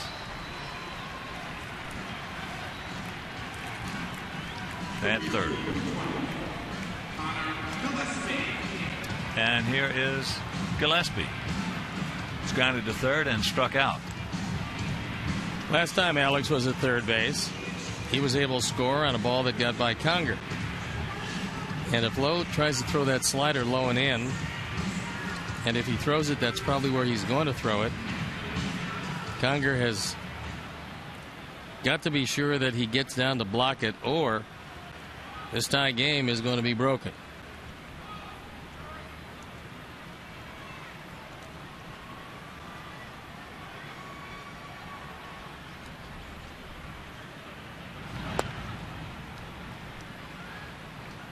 Takes that one low.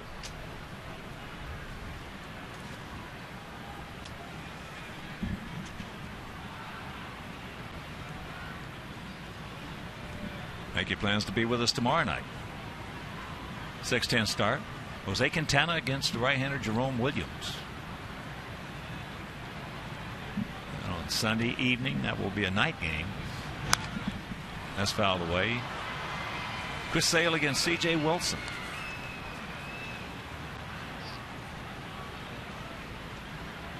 Jerome Williams has had a pretty good run out of the bullpen, has only one start this year.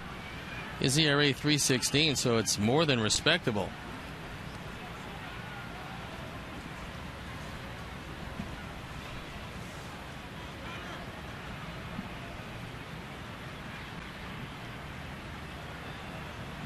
Take him up, Connor. That's outside 2-1.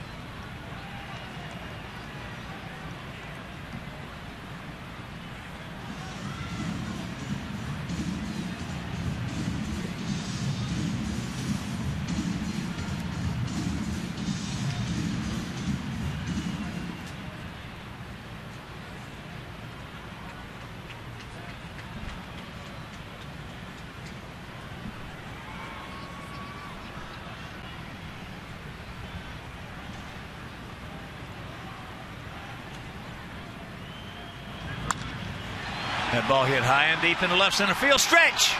Stretch! Right in front of the State Farm sign hauls it in. And that'll retire the side. He just missed it. We'll go to the 6th, still tied at 5.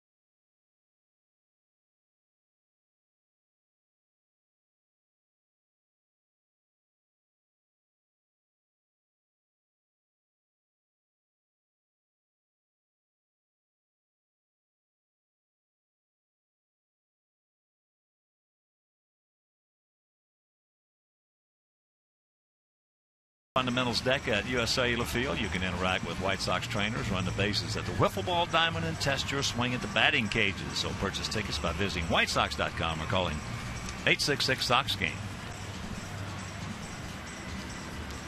Time now for our Firestone Extra Mile Index and its percentage of swings.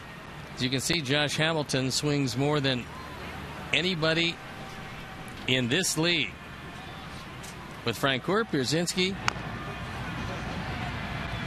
Davis, and Hunter following in.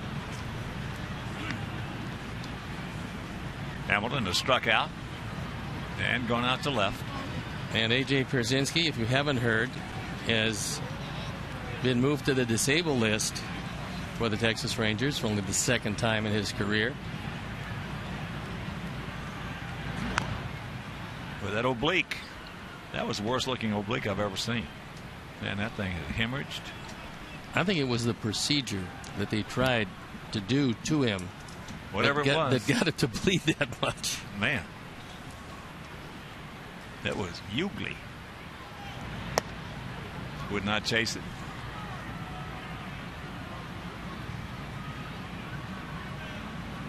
Hamilton, as he did earlier, will chase the ball away. Lays off that one. 1 year ago, he was all everything. This year, he's a lot richer.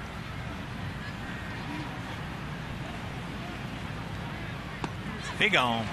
And that's the ball away.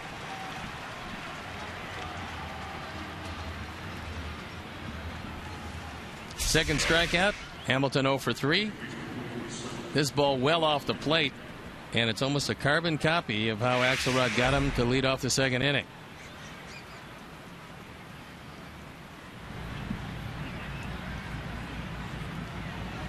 Here's Kendrick. He's 1 for 2. Boy, the more you see this guy play, the more you like him. Been a terrific player since putting on that Angel uniform.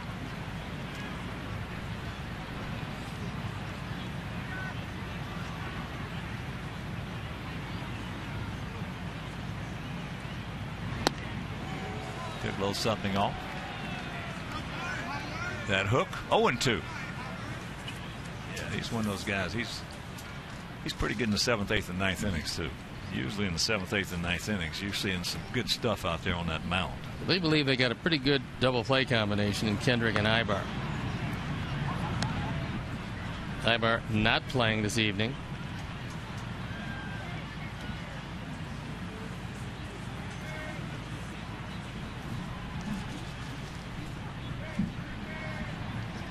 Mike Scioscia, one of the best in the business, with more job security as far as years on his contract than probably any manager in the game. He is very highly paid, and deservedly so. Only this is not the kind of team that he would have envisioned. He likes fast teams, good defensive teams with strong pitching.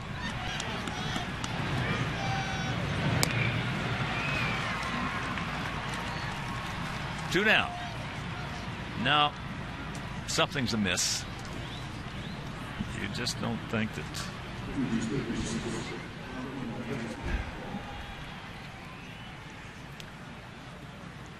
What you just said. I think there's a few people in the decision-making process that help put this team together. And I'm not saying that they won't do it or they can't hit, because they will be able to hit. But they've got to straighten out their pitching situation, because even Weaver coming back is not quite enough to make up for a very porous bullpen. Well, they can't pitch with Texas. No. Well, very few. Even with Weaver back, they can't pitch with Very Texas. few teams. Right. There are very few teams can. Yeah, but they're in their division, so they can't pitch with them.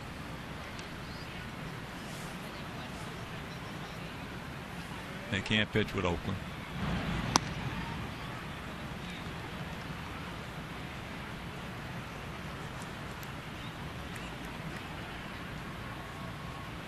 Well, this year with a staff ERA of 4.66, they're not pitching with too many people.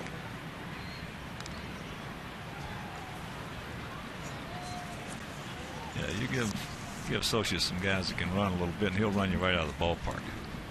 What he did so well for so many years, when year after year after year, these Angels were either dominant or right in the thick of things. Ground ball. And that's another nice 1-2-3 inning for Axelrod. And after 5.5, we're tied at 5.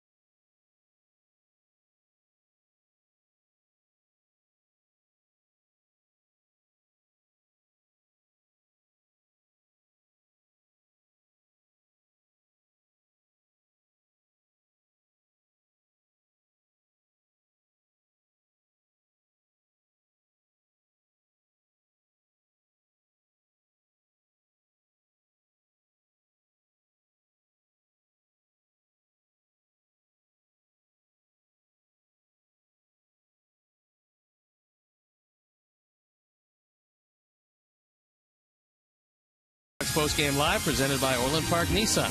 The Big Hurt, Frank Thomas joins Chuck and Bill. It's White Sox Postgame Live tonight, right after the game on Comcast Sportsnet.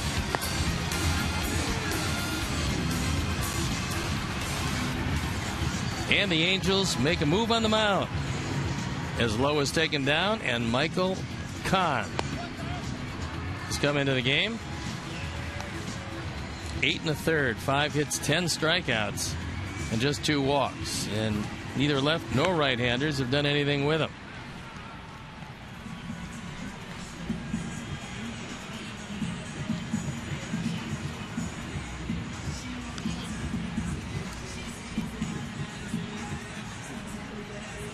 So here we go.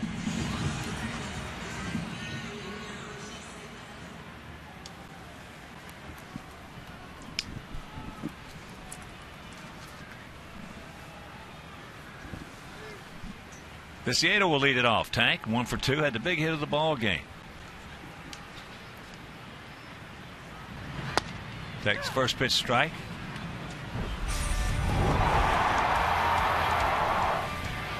In the 4th inning. 1 too many breaking balls. Cost him 2, made it a 5-4 game at the time. Tyler Flowers later tied it at 5. That breaking ball low and away. Kahn out of South Carolina, attended the University of South Carolina before transferring to the College of Charleston.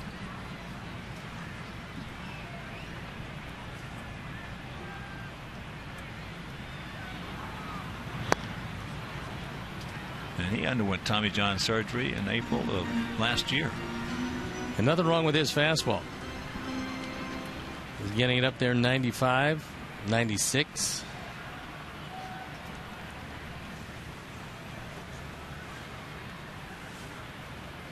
The 2-1. Well, his grandfather was a 3-star admiral in the Navy.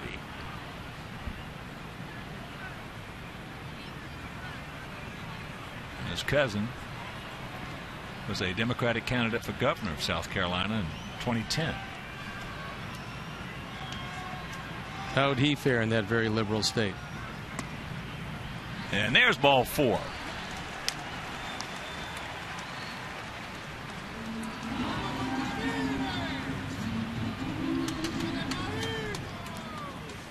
Go ahead run at first base.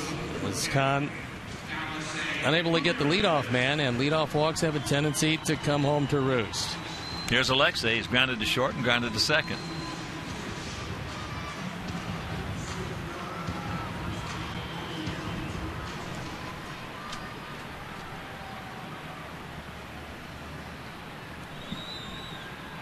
First and third in. Alexei. Outfield straight up, spread out. Gallasco at the cut of the grass. And he takes that breaking ball downstairs. Shuck is exceptionally deep in left field, deeper than most of the outfielders against Alexei. So plenty of room to drop the ball in front of it. Not that late in the game to play in a no double set. And that slicing foul. 5-7-0 for them, 5-7-1 for us.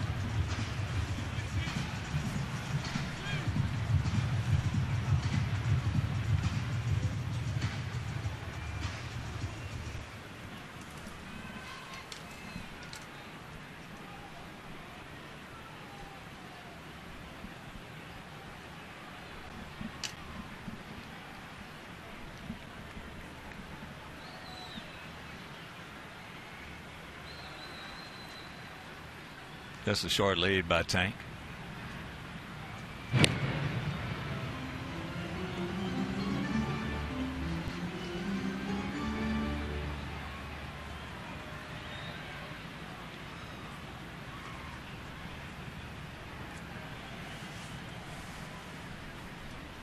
First of 3 here in this brief 3-game homestand. It's off to Minnesota and Los Angeles. Minnesota for 3, LA for 4.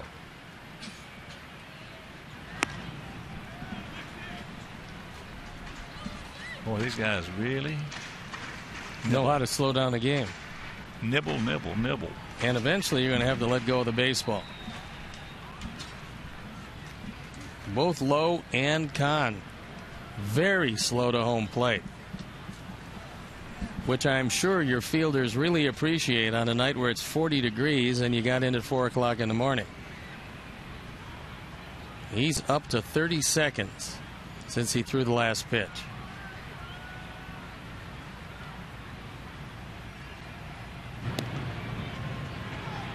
"36 seconds before he threw to first," which again on a cold night does not keep your infield on its toes.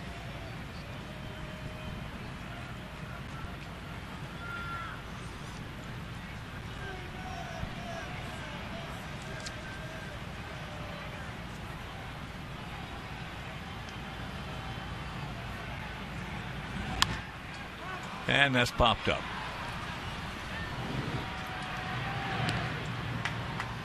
Kendrick, so 1 out.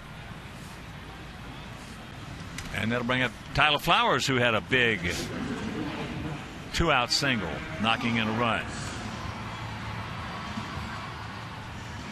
which turned out to be the tying run.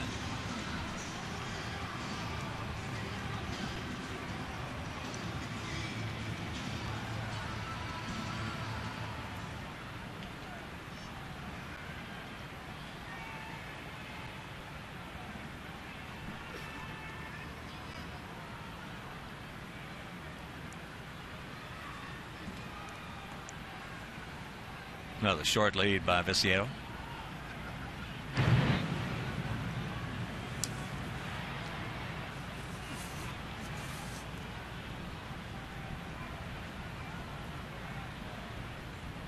Tank has not attempted a stolen base, and this is 14th game of the year. And threw that one by him. That one in 93.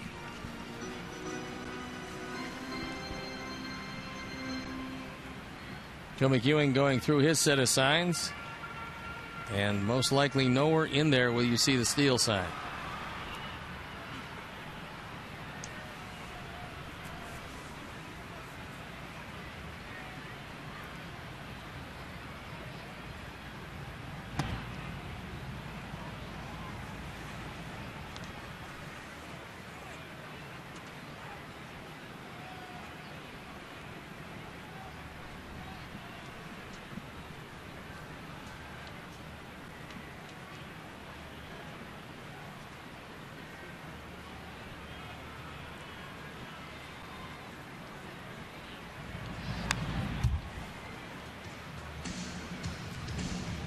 Got a pretty good pitch to hit, fouls it back. So 1-2.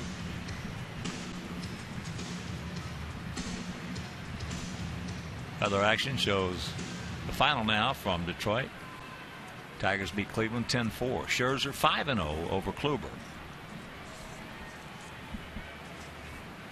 Yankees leading Kansas City 10-6 at Kauffman Stadium. Yankees 20-13. And boy, I'll tell you, with what he's running out there, wow.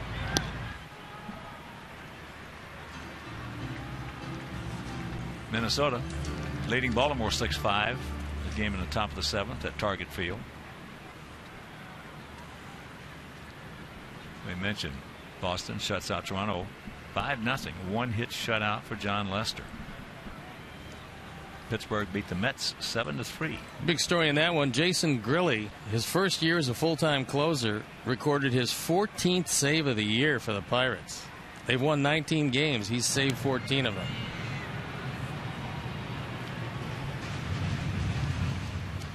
Good for him. He's a nice guy. He's found a new home because they had Hanrahan all these years as a closer, and Grilli was a starting pitcher, then a middle reliever, and now getting his opportunity to close, and you never really know if a guy can do it until he's given the opportunity. Got him. 2 down. This fastball and the whole plate. And at 94, Tyler just looked at it. But here's Diaza. He's 2 for 3, a leadoff homer in the first, and a single in the fourth.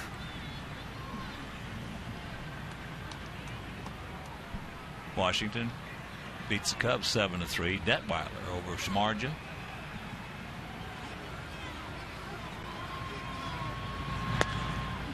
Starts him off with a changeup.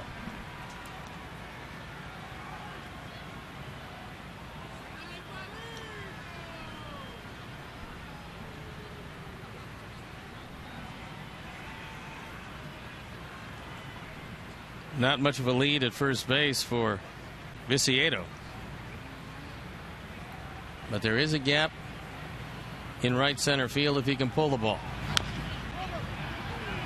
And it's a foul ball. Called it fair, and it wasn't his call. Well, it is with a left-handed hitter if he gets boxed out. But anyway, that'll retire the side. We go to the seventh, tied at 5.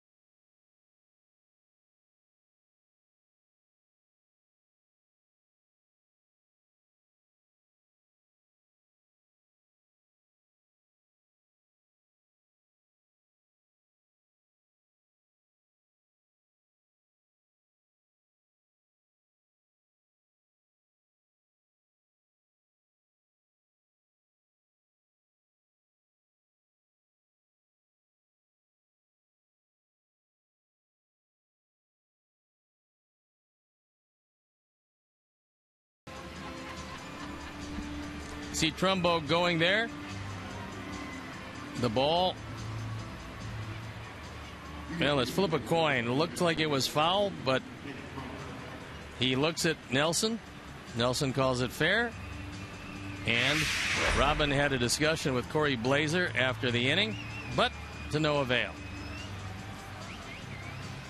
Yeah, the rule is that the ball's got to go past first base before it's a first base umpire's call, but the exception being a left-handed hitter that the home plate umpire gets blocked out on, then it's his call. So here we go. Top of the seventh inning in a 5-5 tie. Conger, Harris, then back to the top of the order with Shuck. Conger has doubled and scored. Started off that 4-run third with that double.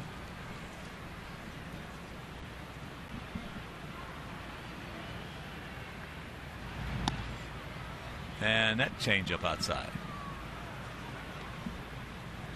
2-0 the count. Harris, who swung the bat exceptionally well against Axelrod in the on-deck circle, so you don't want to put Conger on.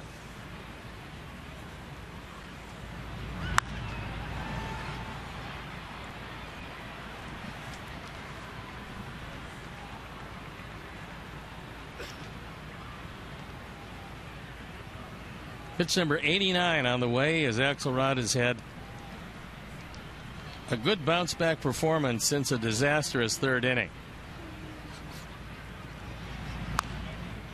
And that's chopped over by the Angel dugout. So the count hangs at 2-2.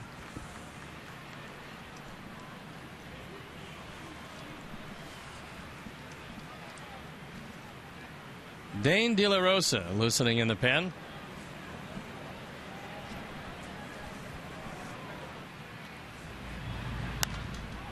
And that is popped out.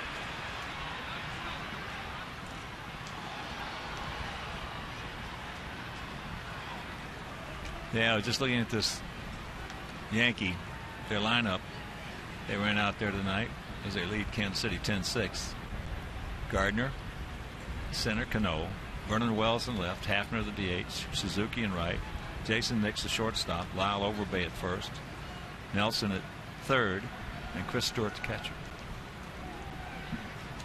Whole lot of production, especially with the bottom part of the order as it is. Cues that one with a big swing and bobble. He slipped a little bit, but the ball had already been bobbled. So leadoff man aboard. This ball came off with a lot of spin, but it's a play that has to be made. Gillespie just actually overran it. And here comes Robin. He does not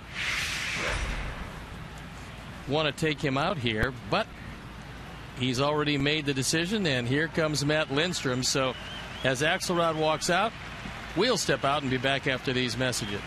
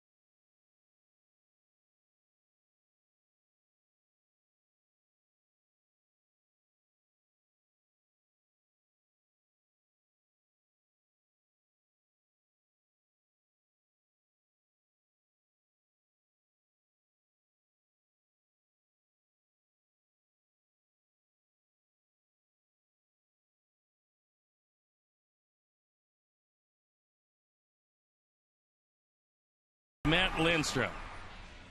He comes in at 1-2 ERA, 386 on for the 17th time. He inherits Conger at first base, representing the go-ahead run.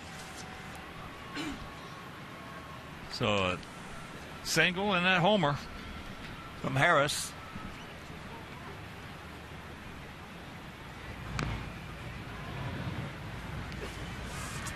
And the count 0-1.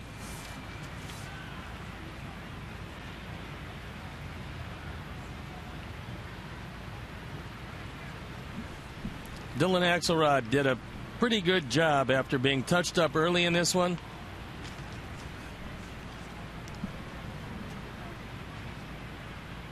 And his man is at first base.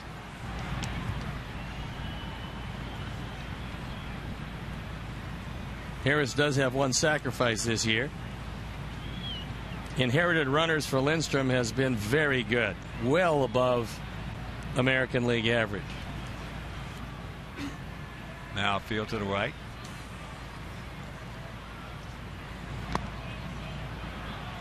And the count 0-2.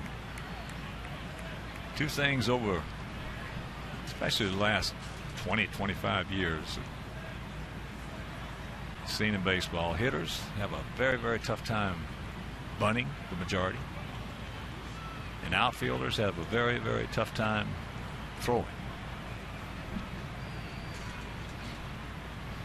I don't think a lot of hitters practice at game speed. I think they're practicing, especially before the games, they're practicing against a lot of their batting practice pitchers or coaches.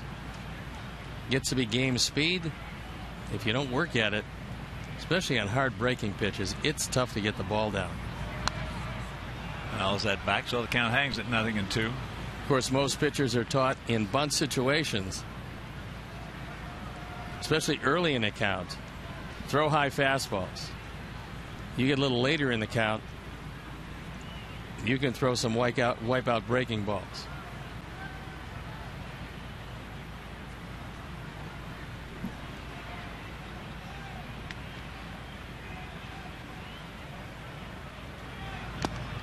He gone. Big out. That boy, Matt.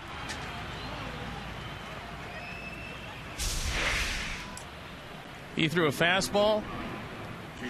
It was basically right down the middle, just threw it by him. Swing very tardy from Brendan Harris. So here's Shuck, 0 for 2 with a sacrifice fly.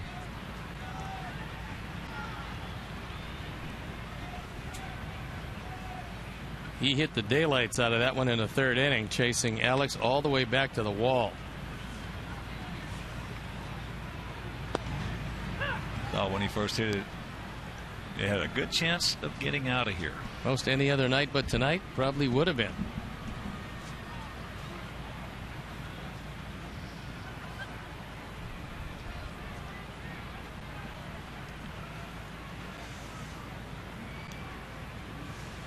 Chuck has faced Matt twice. He's 1 for 2 with a triple.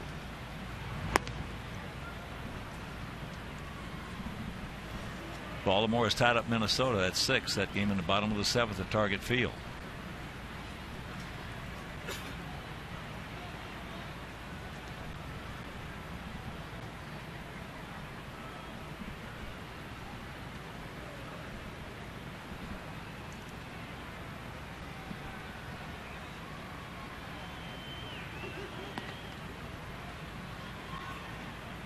Two and one. That was a pitch out and a planned play, but Conger wasn't that far off the bag.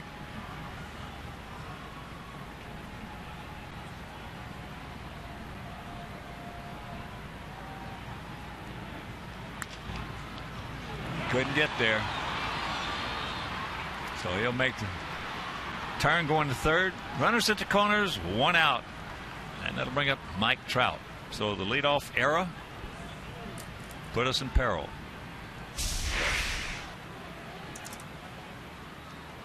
Just past the outstretched glove of Adam Dunn, and Conger easily goes to third, and he's got very good speed for a catcher. Trout is 1 for 3, a single and a run scored.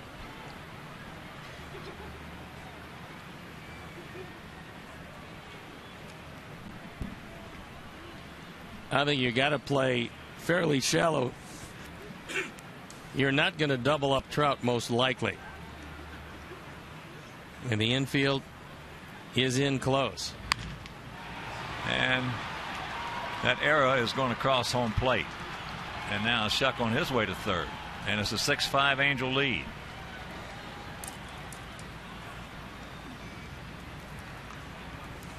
Second hit of the night. And a 23rd run batted in for Mike Trout. Fastball on the inner portion, even at 96. Trout gets it right on the button.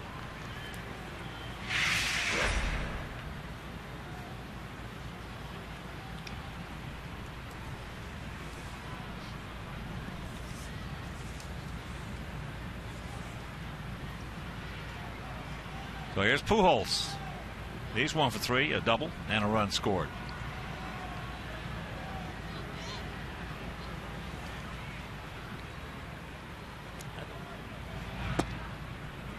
Low and away.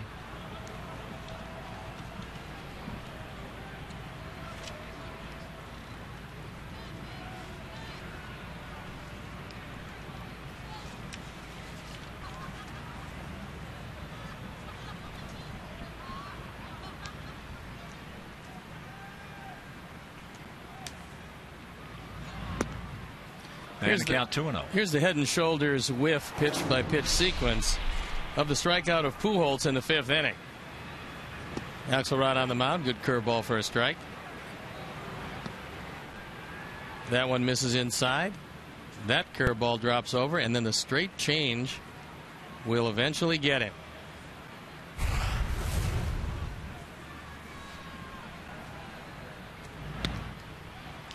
Checks it up. Here he comes, and that was late getting to the plate. Yeah, he would have been out if he'd have just gotten to the plate. It was not caught very well by Tyler Flowers. In fact, you can't backhand this ball. That's one of the reasons it got away. Probably going to go as a fast pass ball, but as you can see, Lindstrom reacts very late. Shuck with a nice job of base running. Lindstrom just stands there. He's frozen. He can't beat him to the plate. And he's safe easily. So it's a 7-5 Angel lead. Well, last year we gave up 30 unearned runs all year. We've already given up 13 this year. And there's ball 4.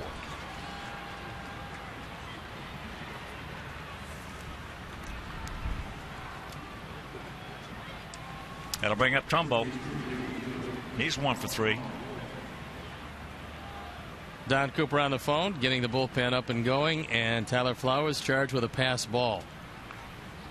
Compounded by a late start by Matt.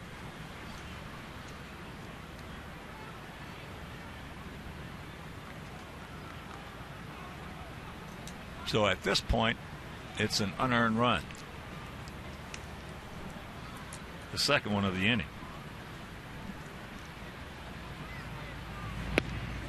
Breaking ball strike.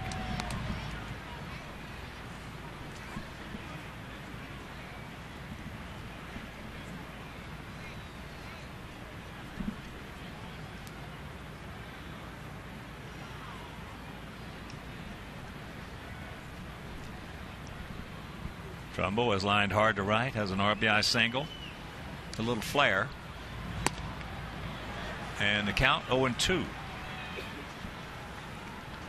It's Nate Jones loosening up in the bullpen.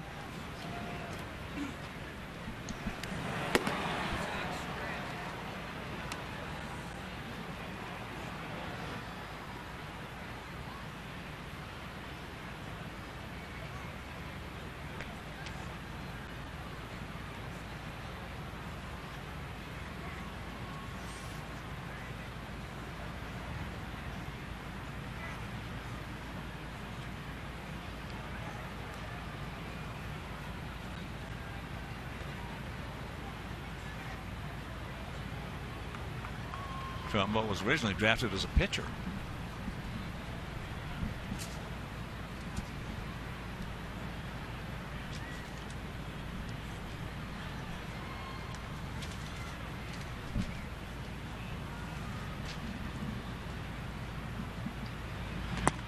And that fastball outside.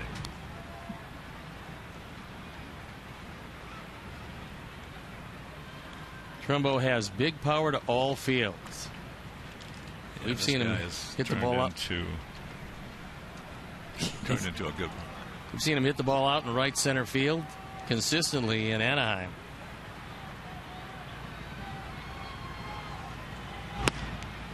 Ooh, close, just off the plate. Check where the number 4 shows up.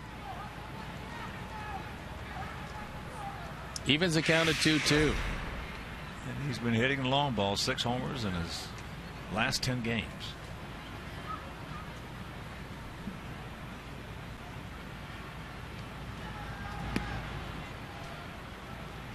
And a full count. Well, he was the only Angel rookie to ever lead the club in home runs and RBIs. That was in 2011.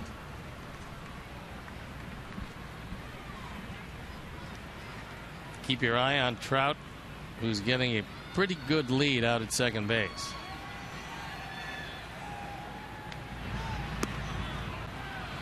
Got way ahead of him, 0-2, and walks it. So the back-to-back walks to Pujols and Trumbo. And Don Cooper now comes out to have a word on how they would like him to work Hamilton. And a reminder, join our Sox Kids Club presented by the University of Chicago Medicine Comer Children's Hospital. We're teaming up to promote a healthy lifestyle and combat childhood obesity. Members will receive free White Sox tickets and cool exclusive Kids Club items. So visit whitesox.com. Yakuba's had his say. 2 runs down, only 1 out with the bases loaded, and a huge situation for Matt Lindstrom.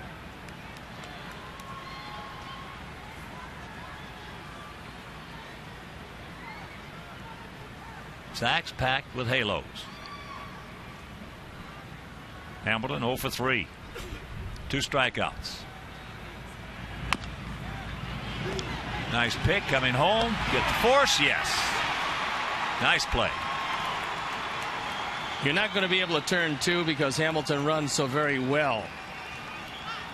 So Connor Gillespie, with the only play he's got in front of him, even with a very fast Mike Trout at third, smothers the short hop and gets it there in time.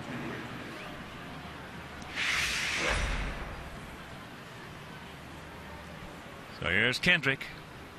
He's 1 for 3. A hard single back in the second inning. As I mentioned, this guy is pretty good in the 7th, 8th, and 9th innings.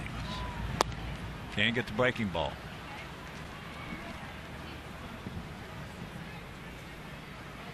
Seven, 9, and 0 for them. 5-7 and a big 2 for us.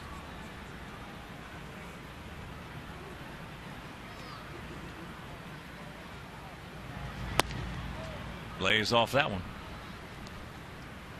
1-1 to count.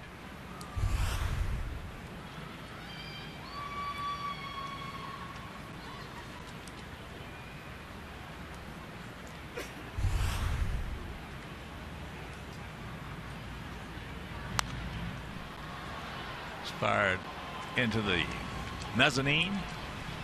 So 1-2. You had to look at Pujols, Trumbo, and Hamilton. An angel at every base.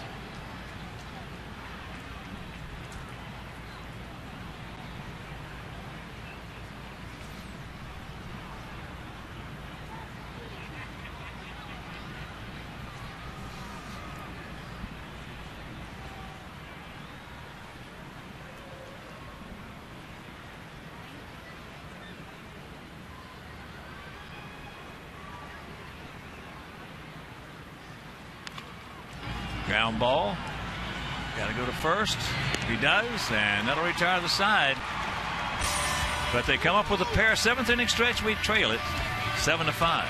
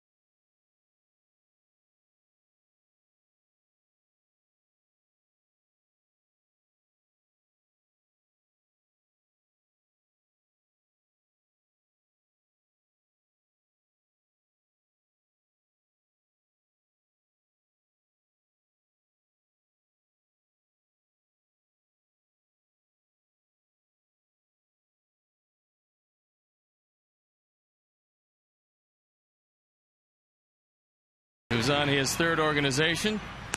On for the 17th time, 1-0 ERA, 4.32.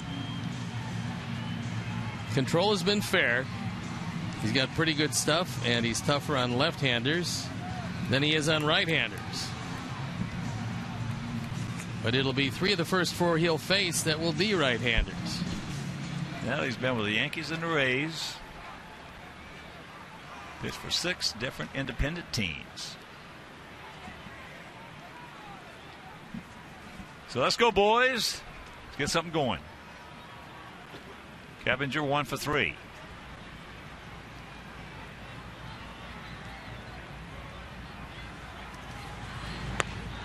Takes that low and away.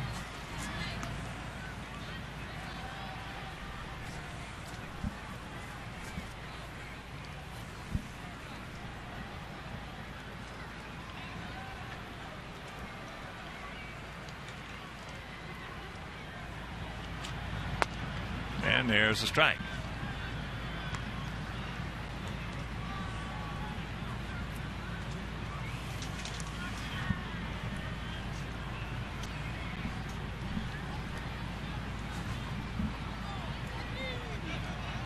One pitch.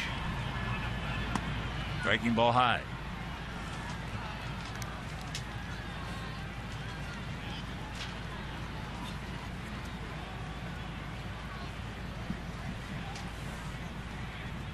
Heart of the order due up against De La Rosa. And 9 outs left to get it done. There's a 2-hopper. 1 out.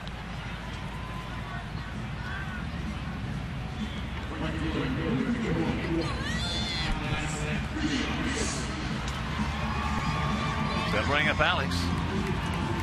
Alex 2 for 3 with a run scored. Kid Rose, a big guy, 6'7", 245 pounds. Torrance, California.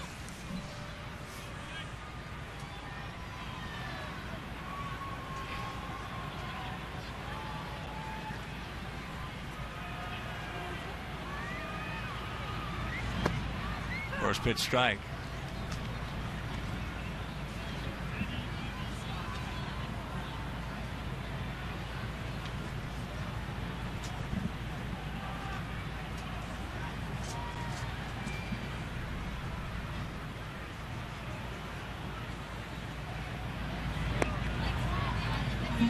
One and one. Big Adam Dunn on deck. Konerko in the hole.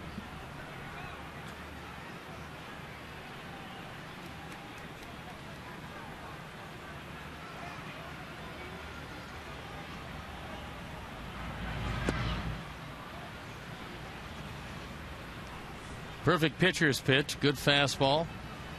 Split the outside corner. And Alex could do nothing with it.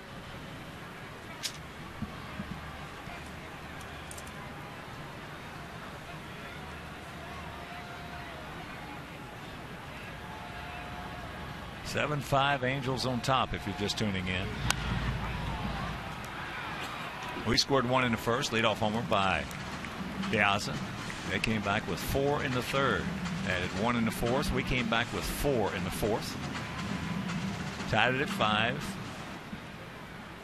And they just added 2 runs. Top half of this inning.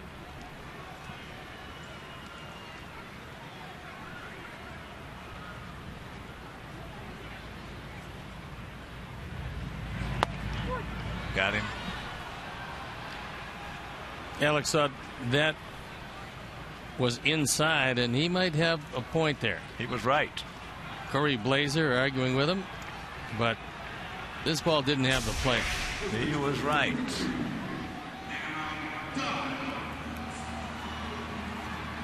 When a catcher does that and then frames it, you got a real good feeling that he doesn't think it's a strike. Watch the glove of Conger. He brings it back and brings it down into the zone. And he sold it and got the call.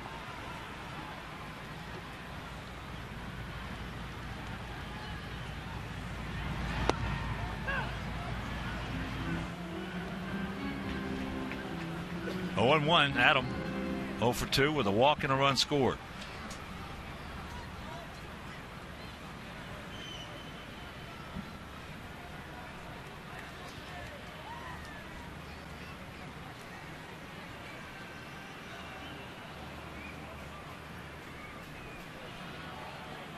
It's Cinco away from Cinco de Mayo night. May 10th. Nice sombrero. And the count 0-2.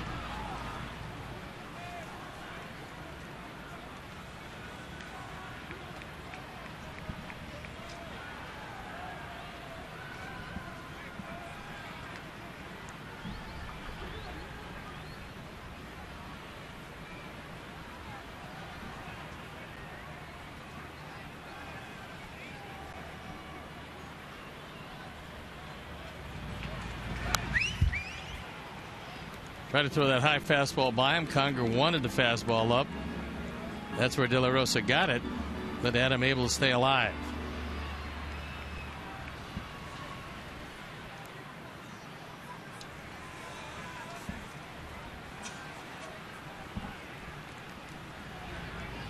And now Corey Blazer hearing a little something from the dugout.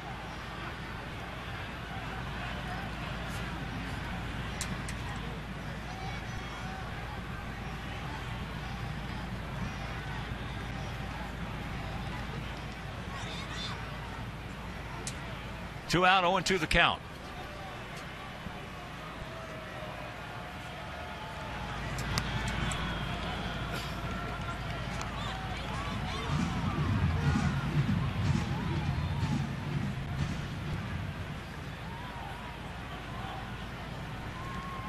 Well, when a guy misses a two-strike pitch like that, that's nothing you can do.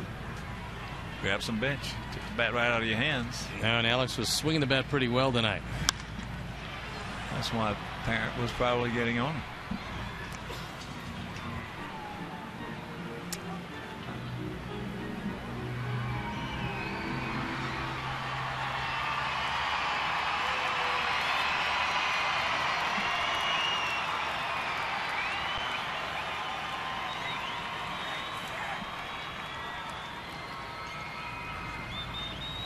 The 1-2.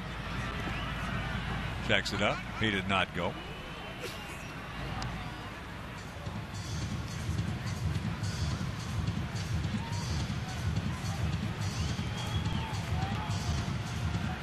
Let's get some going with two strikes. Two out right here, Adam. Get on for Paulie.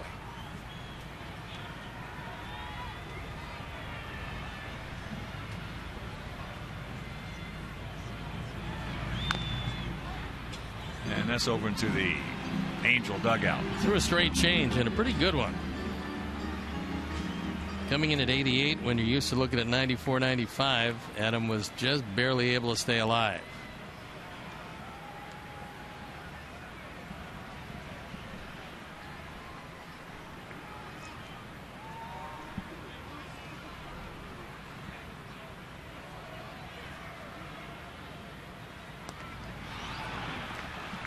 And there's another one.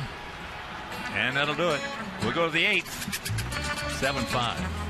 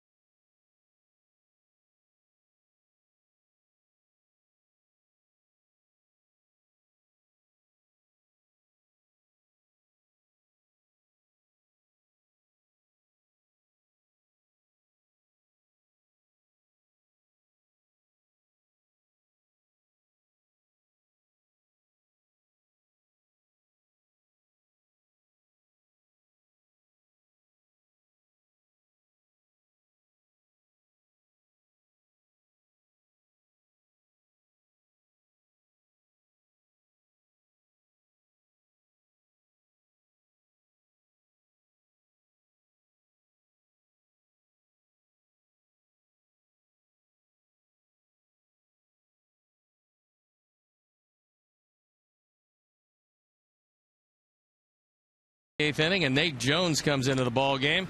Jones on for the 14th time, an 0-3 record, an ERA in the high fives. And he will be looking at Callaspo, Conger, and Harris. Lower third of the Angel order. Callaspo 0 for 3 tonight.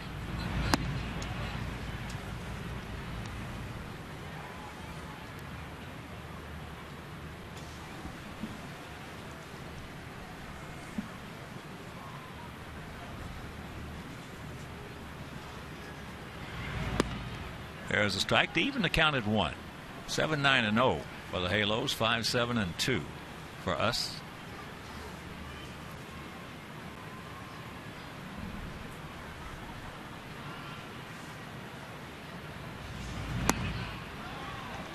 One and two. That one at 95.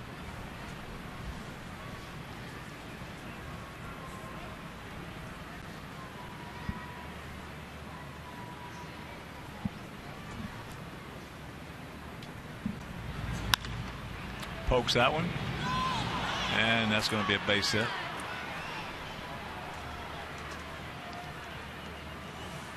Lexi tried his patented slide, pop up, and throw, but he slid over the ball. It hit him in the leg. And it is the first hit of the night for Callaspo. Here's Conger. He's 1 for 2. A double, a walk. Reached on an error last inning leading off, and that led to 2 runs. And that's the difference in the ball game.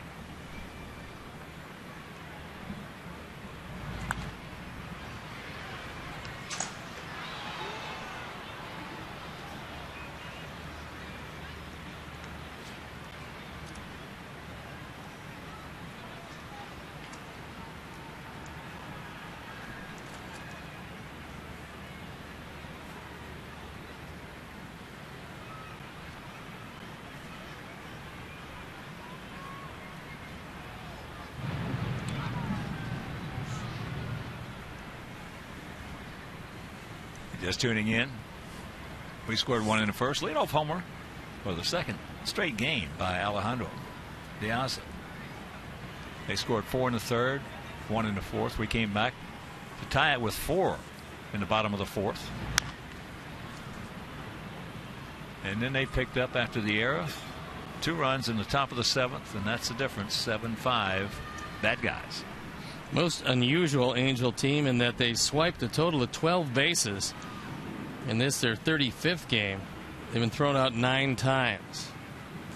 So they haven't run a lot, and they haven't run successfully. But they are up by a pair because our boys have been a little generous in the defensive department tonight. Here you go.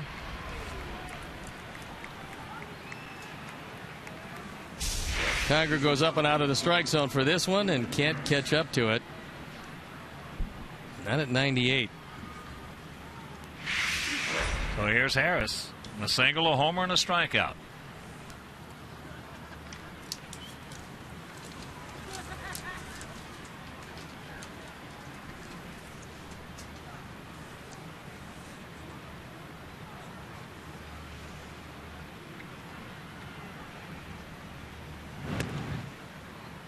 And once again, a reminder, tomorrow night, make your plans to be with us for game 2 of this brief 2-game homestand. Jose Quintana against Jerome Williams. And if you can't make it, that game will be over WGN. There's a strike. And then on Sunday evening, that's a 7:05 start. Chris Sale against C.J. Wilson. A couple of southpaws out there on the bump. And it's off to Minnesota for 3 and Los Angeles for 4.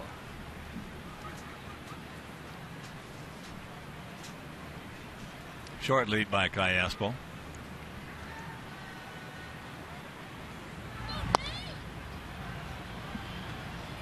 One and one. Good pitch, didn't get it. That one had the whole zone.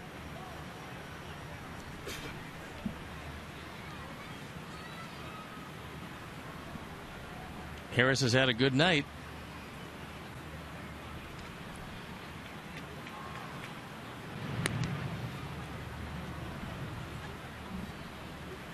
Harris has always played well against us. Very versatile player. Veteran. Yeah, versatile player. Guy who gives Mike Scioscia a lot of flexibility in where they can use him.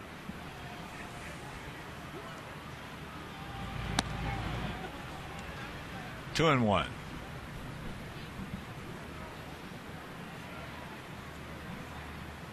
Harris last year was at Colorado Springs, where he hit .317, 9 homers, and drove in 63.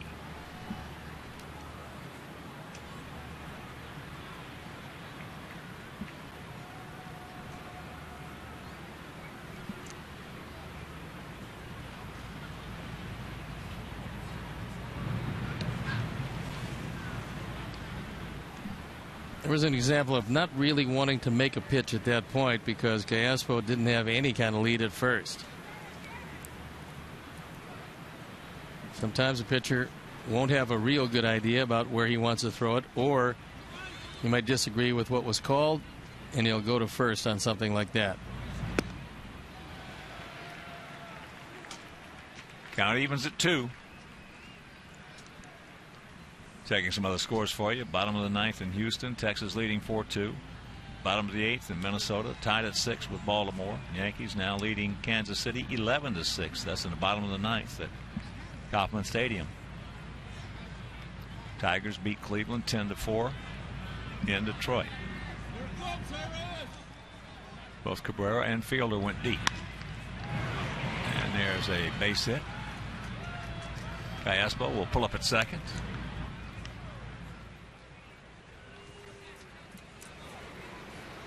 Third hit of the night for Harris, and after looking very bad on a slider, you got a fastball right down the middle. Inside out swing through the vacated right side. And 2 on, 1 out.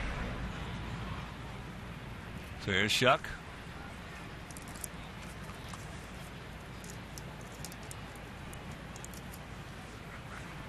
Shuck's 1 for 3 with a sacrifice fly, a single, and a run scored.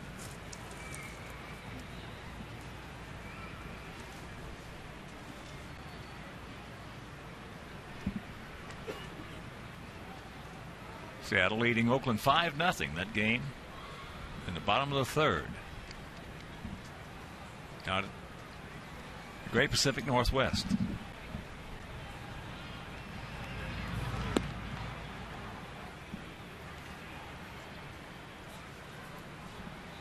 Breaking ball misses, and the count 1-0.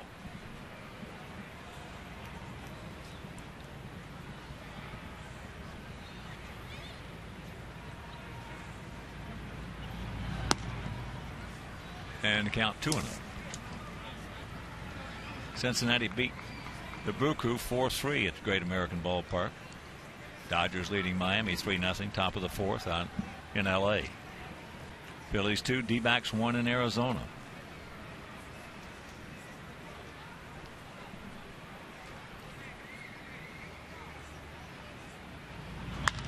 Ground ball. Go to second. And can't get it. Chuck can move it down the line.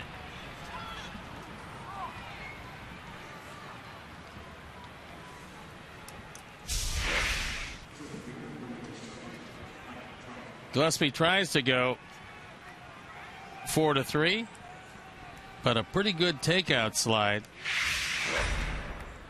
That by Harris, and they can't turn 2.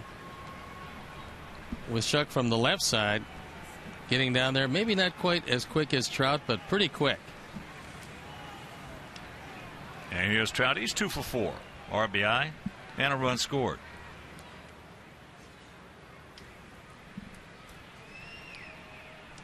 .40 degrees as we speak. This is a pretty important inning. This is only a 2-run game. 6 outs to go.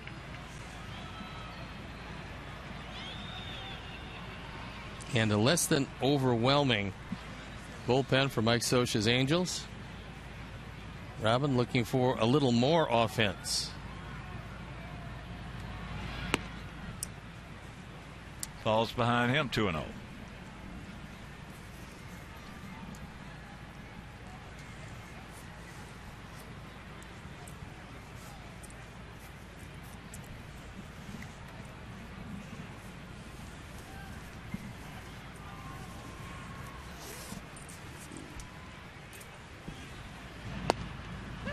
And there's a strike.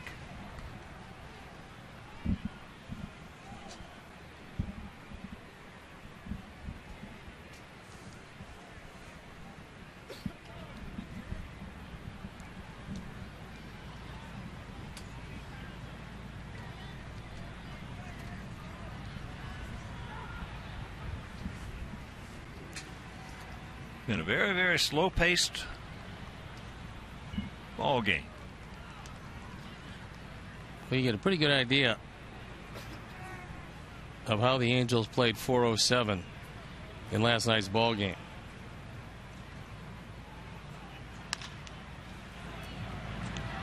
Alexei on the move, throws him out, and that'll retire the side. We'll go to the bottom of the 8th, trailing by 2.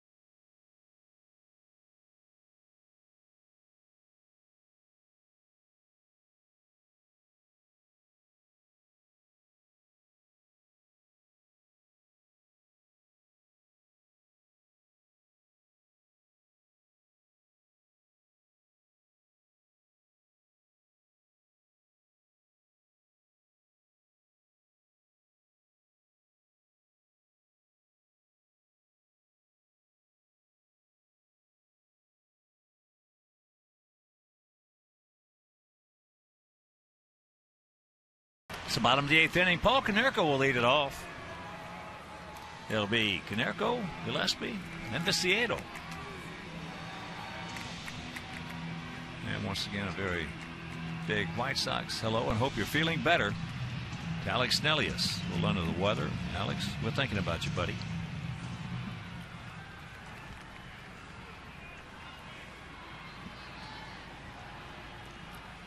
That's the kind of night it's been from start to finish here at U.S. Cellular Field. 22,638. Getting a little warmer in the bottom of the 4th inning as our boys scored 4 to tie it at 5.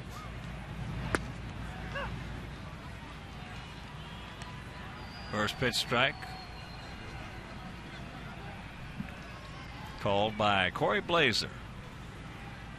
Angel bullpen up and going.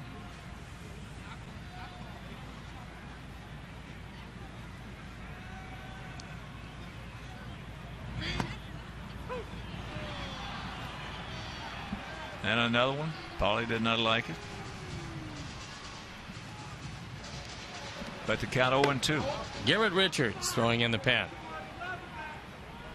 in case De La Rosa has some problems.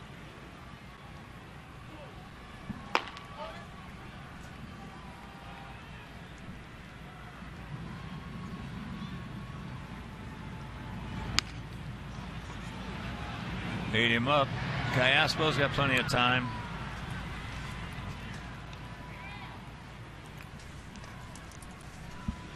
And let's check out our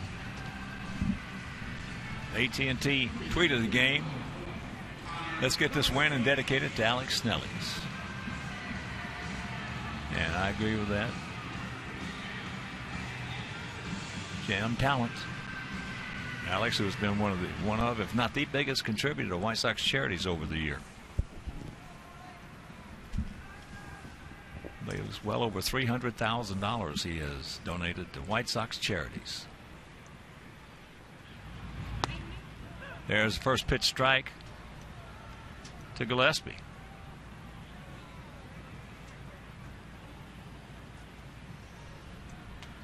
He's grounded to third, struck out, and gone out deep to left field, left center.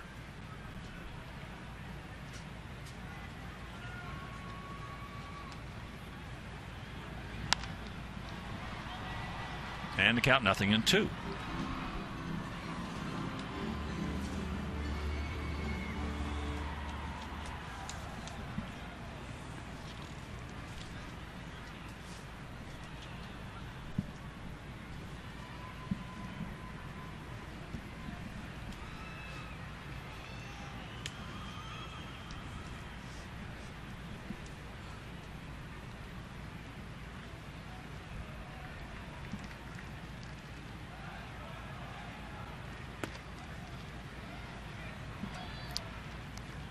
One and two the count.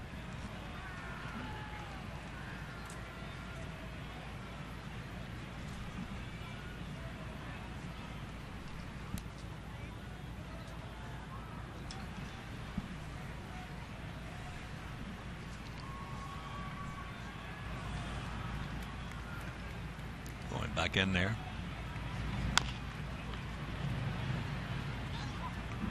So the count hangs at 1-2. Miami has come back to tie the Dodgers at 3. LA hitting in the bottom of the fourth. It's been Enright, Lowe, Kahn, and De La Rosa for the Angels. Axelrod went into the 7th inning, and he is the pitcher of record.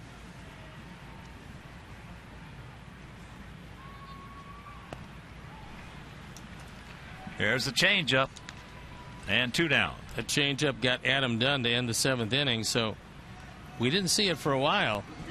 But for De La Rosa, who almost retired from baseball in 2006, only to go from independent league to independent league, he apparently has found a good spot to throw the change and a good spot in that Angel pen. Here's Viciedo. He's 1 for 2. A big 2-run double back in the 4th inning to make it a 5-4 ball game.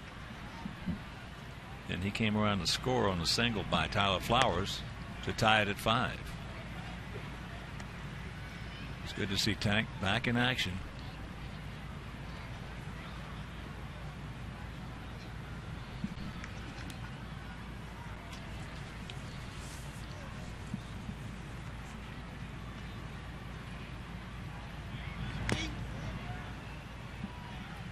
Big hack.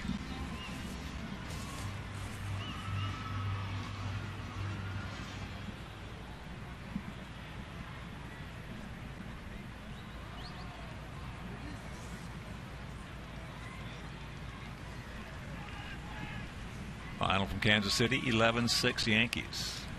Hughes over Wade Davis. And Tank, with 50 at-bats this year, has yet to take a walk. And he broke his bat, it sounded like. Indeed he did. And the count 1-2.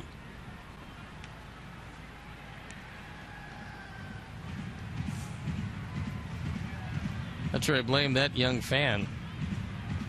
Deciding 1, he or she has seen enough, and 2, it's really cold.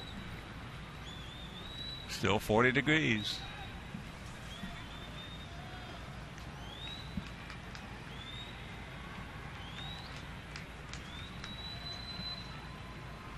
One-two pitch. Lays off the curveball.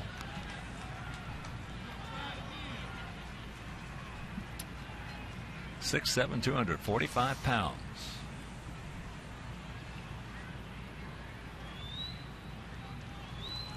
De La Rosa, big man.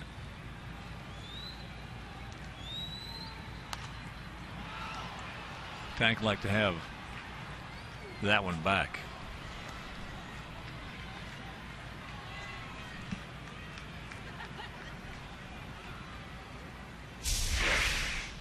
He got a fastball inner part of the plate and pretty much fouled it straight back.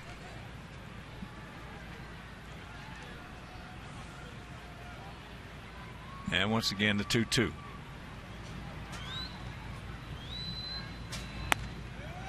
It's full with Alexei on deck.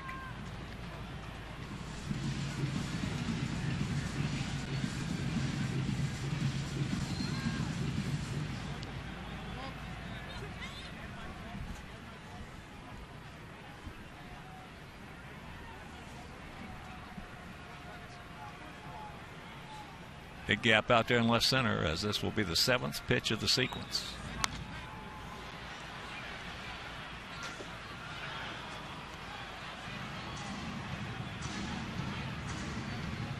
Alexei hoping that Viciedo can keep it alive.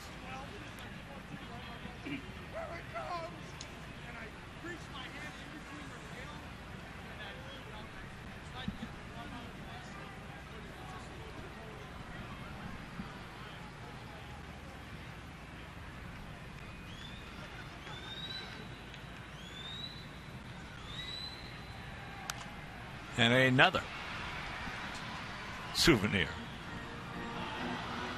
That one at 93. Just keeps throwing it higher and higher, and Viciedo, who has not walked this year, shows you why.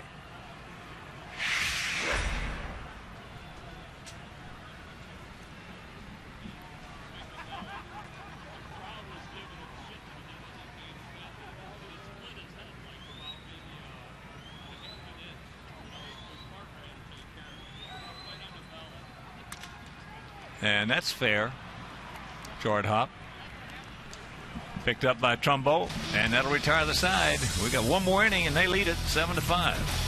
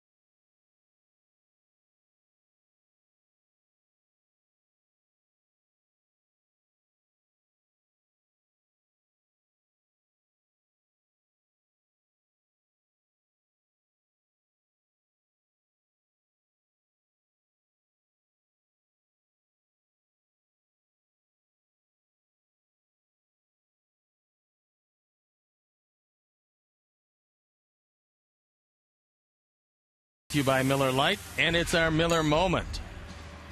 And it came in the 7th inning. Mike Trout driving in the go-ahead run.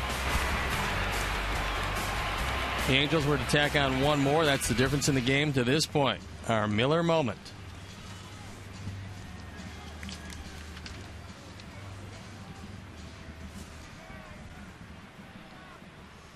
So here's Pujols. Pujols, Trumbo, and Hamilton. Breaking ball strike. Albert 1 for 3, a double, a run scored, and a walk.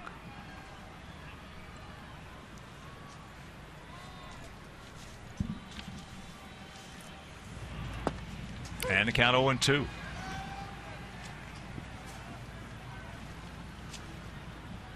Albert's favorite player when he was growing up was Julio Franco. One of the greatest top hands in the history of the game. He spent a long time in the game, and he was one of the biggest bats I've seen. One of the heaviest. Yeah, he anywhere from 35, 36 ounces. Could hit line drives to right field as hard as any right-handed hitter. There's a spot with Albert. If you're going to get him any place, that last pitch was probably the place. 1-2 the count.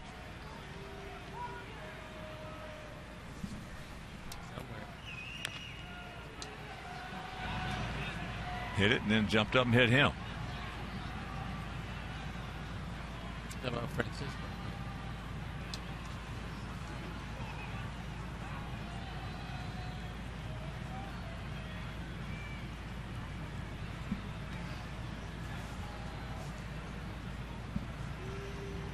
What a great player this guy has been as that's fouled straight back. Wow. I saw him in his first series against the Arizona Diamondbacks when they had Schilling and Johnson, their top two. They worked him in, out, up, down. They worked him with changes and sliders and curveballs and everything that they had. In the case of Schilling, forkballs. He was spread wide out, and nobody had him out in front of anything. And he looked like he was going to be a great one, and that's how it turned out. Yeah. 1 out.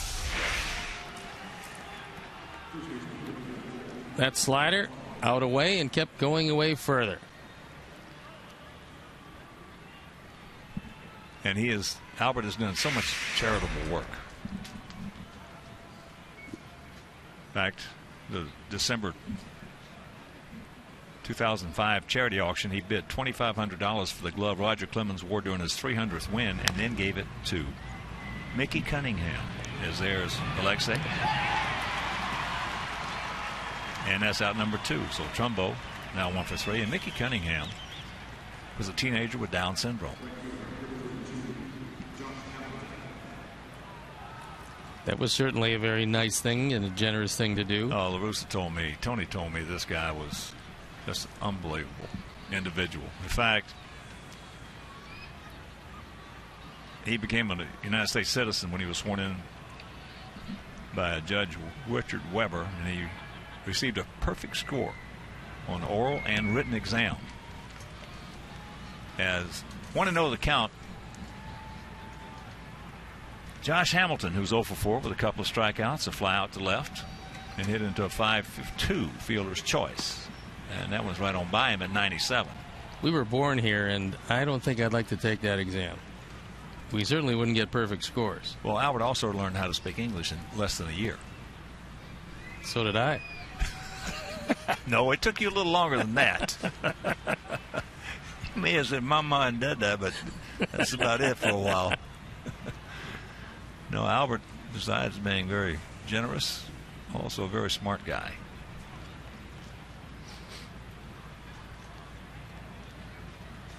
And boy, can he hit. Oh.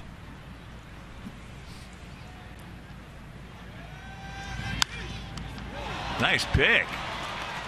Pick it, Nelson.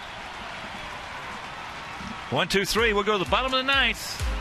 Ramirez, Flowers, and Diaz are the scheduled hitters.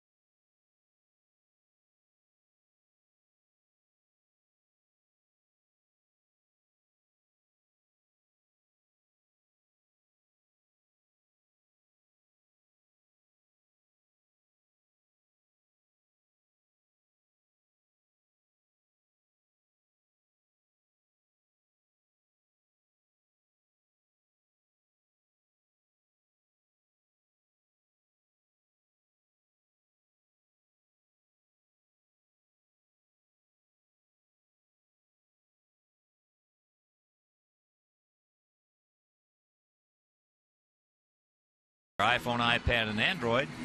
Get spring training scores, stats, highlights, live audio, and more. Text @BAT to 31826 or visit whitesox.com.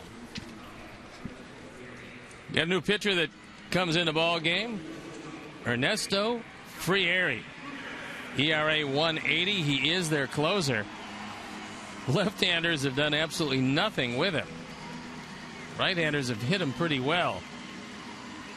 Frieri looking for his 6th save. Total of 15 innings, only 7 hits. 21 strikeouts, but 11 walks. So if you are patient, which is something we've done 3 times tonight, might be able to get a couple of base runners. Dwayne Wise is in the on-deck circle. He's probably going to come out to pinch hit for Tyler Flowers.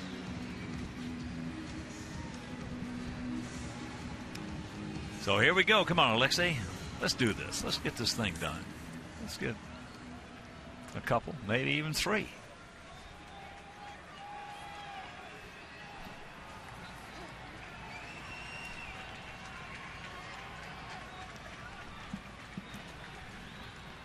Alexei is grounded to short, grounded to second, and popped to second. Outfield around to the right.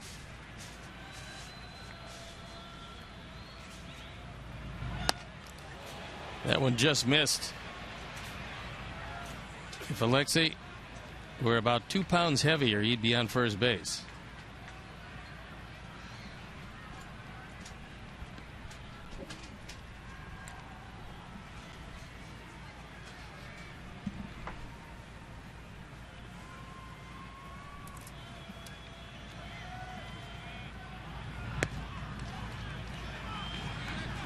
Two 2-0 the count. Don't help him out.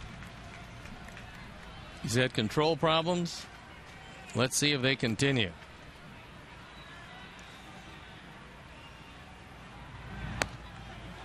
3-0.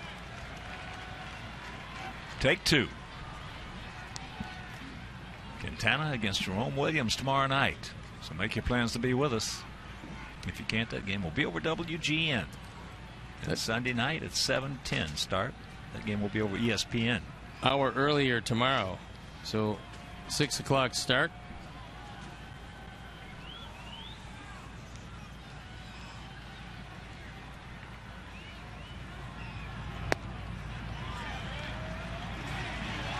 And there is the leadoff walk. Yes. That brings Callaspo and Conger to the mound. Alexei, not sure what the call was. He knew the pitch was down. And as Conger tries to drag it into the zone, Corey Blazer says go to first. So that brings a tying run to the plate in Dwayne Wise.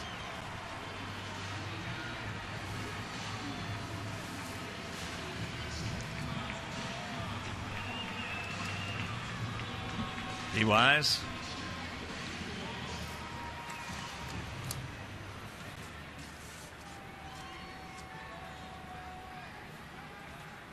Swung the bat well in New York. And because he's been starting so much due to injuries, only 1 for 3 as a pinch hitter this year. He swung the bat well and came up without much to show for it. In fact, he had the best at bats.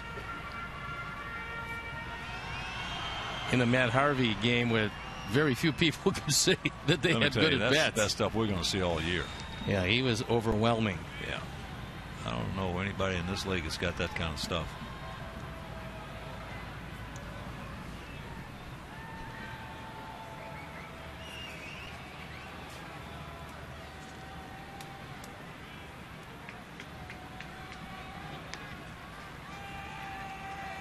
Decent lead by Alexei.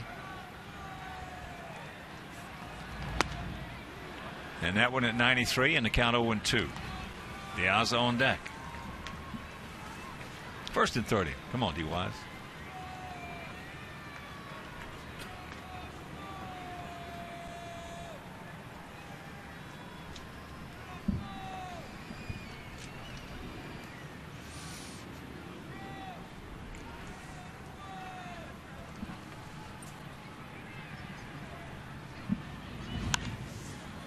And that's out of play over our dugout for a souvenir.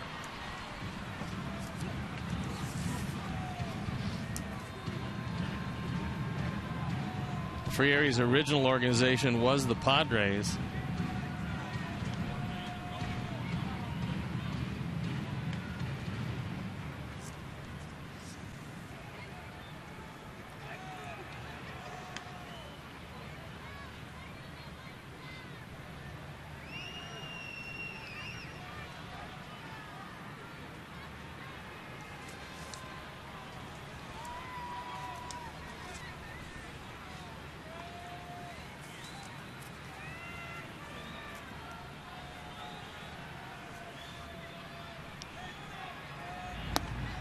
Got him. 1 out. Friere went to the high heat and threw a fastball right by him.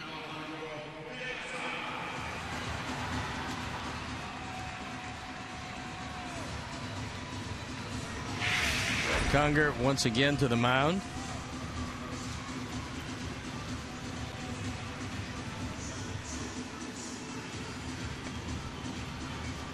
Just in case, Jesse Crain getting loosened up in the bullpen. And if you're just tuning in, Piazza let off bottom of the first with his 7th homer. That's the 2nd game in a row. And we'll show you that after this pitch.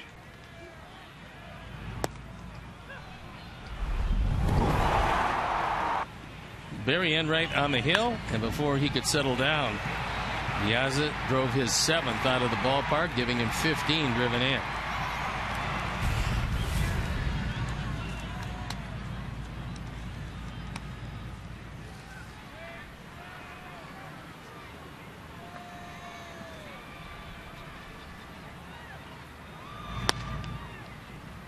Change up way outside, so the count 1-1.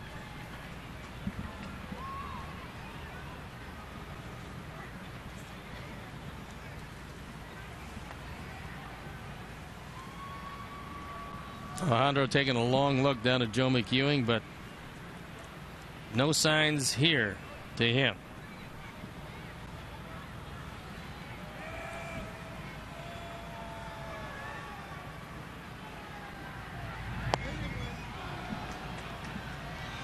And now he's down in the count 1-2. Keppinger on deck. 7-11-0 for their guys, 5-7-2 for our guys. Big Era leading off the top of the 7th inning, led to 2 runs.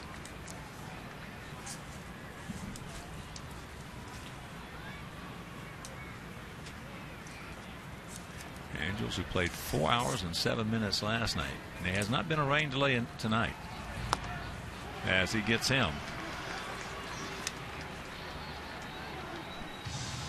Just a long ball game.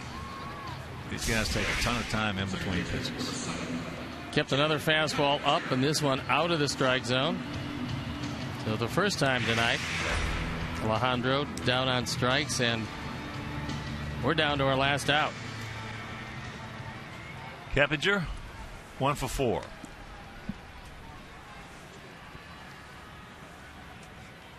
We need a base hit, a walk, hit by a pitch, something to get Alex up to that dish. And that is fouled away, and it's going to be out of play. They were conceding second, but now Alexei has to go back.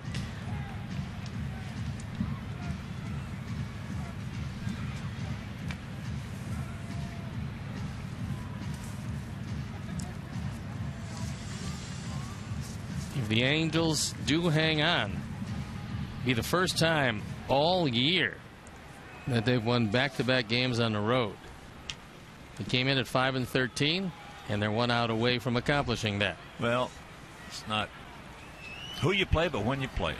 And teams are catching us at the right time. There's a strike in the count 0-2.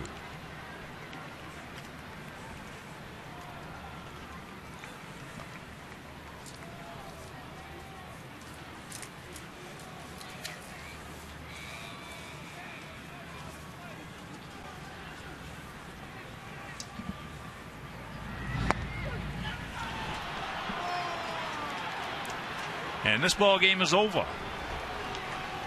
So we tie it up. But once again, defense, error. Yeah, and the 2 runs. And the pass ball really hurt also. Pass ball, and 2 unearned runs. Mental mistake by Matt Lindstrom as he didn't cover the plate.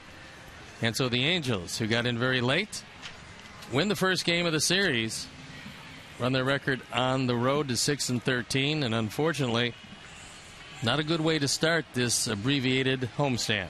And let's check out our GMC player of the game. It is the Angel Bullpen, who did a heck of a job shutting us down. That's our GMC players of the game. So for my partner, Steve Stone, our director, Jim Angie, our producer tonight, Todd Benjaminson, our associate producer, Chris Kamka, our technical manager, Mark Harper, and for the executive producer, Jim Corno Jr., up here in the booth, Mike Mayer, Mike Leone, Todd, down the sound, Todd Benjaminson, Frank D'Amato. This is the Hawk. So long, everybody. You've been watching Chicago White Sox baseball on Comcast Sportsnet.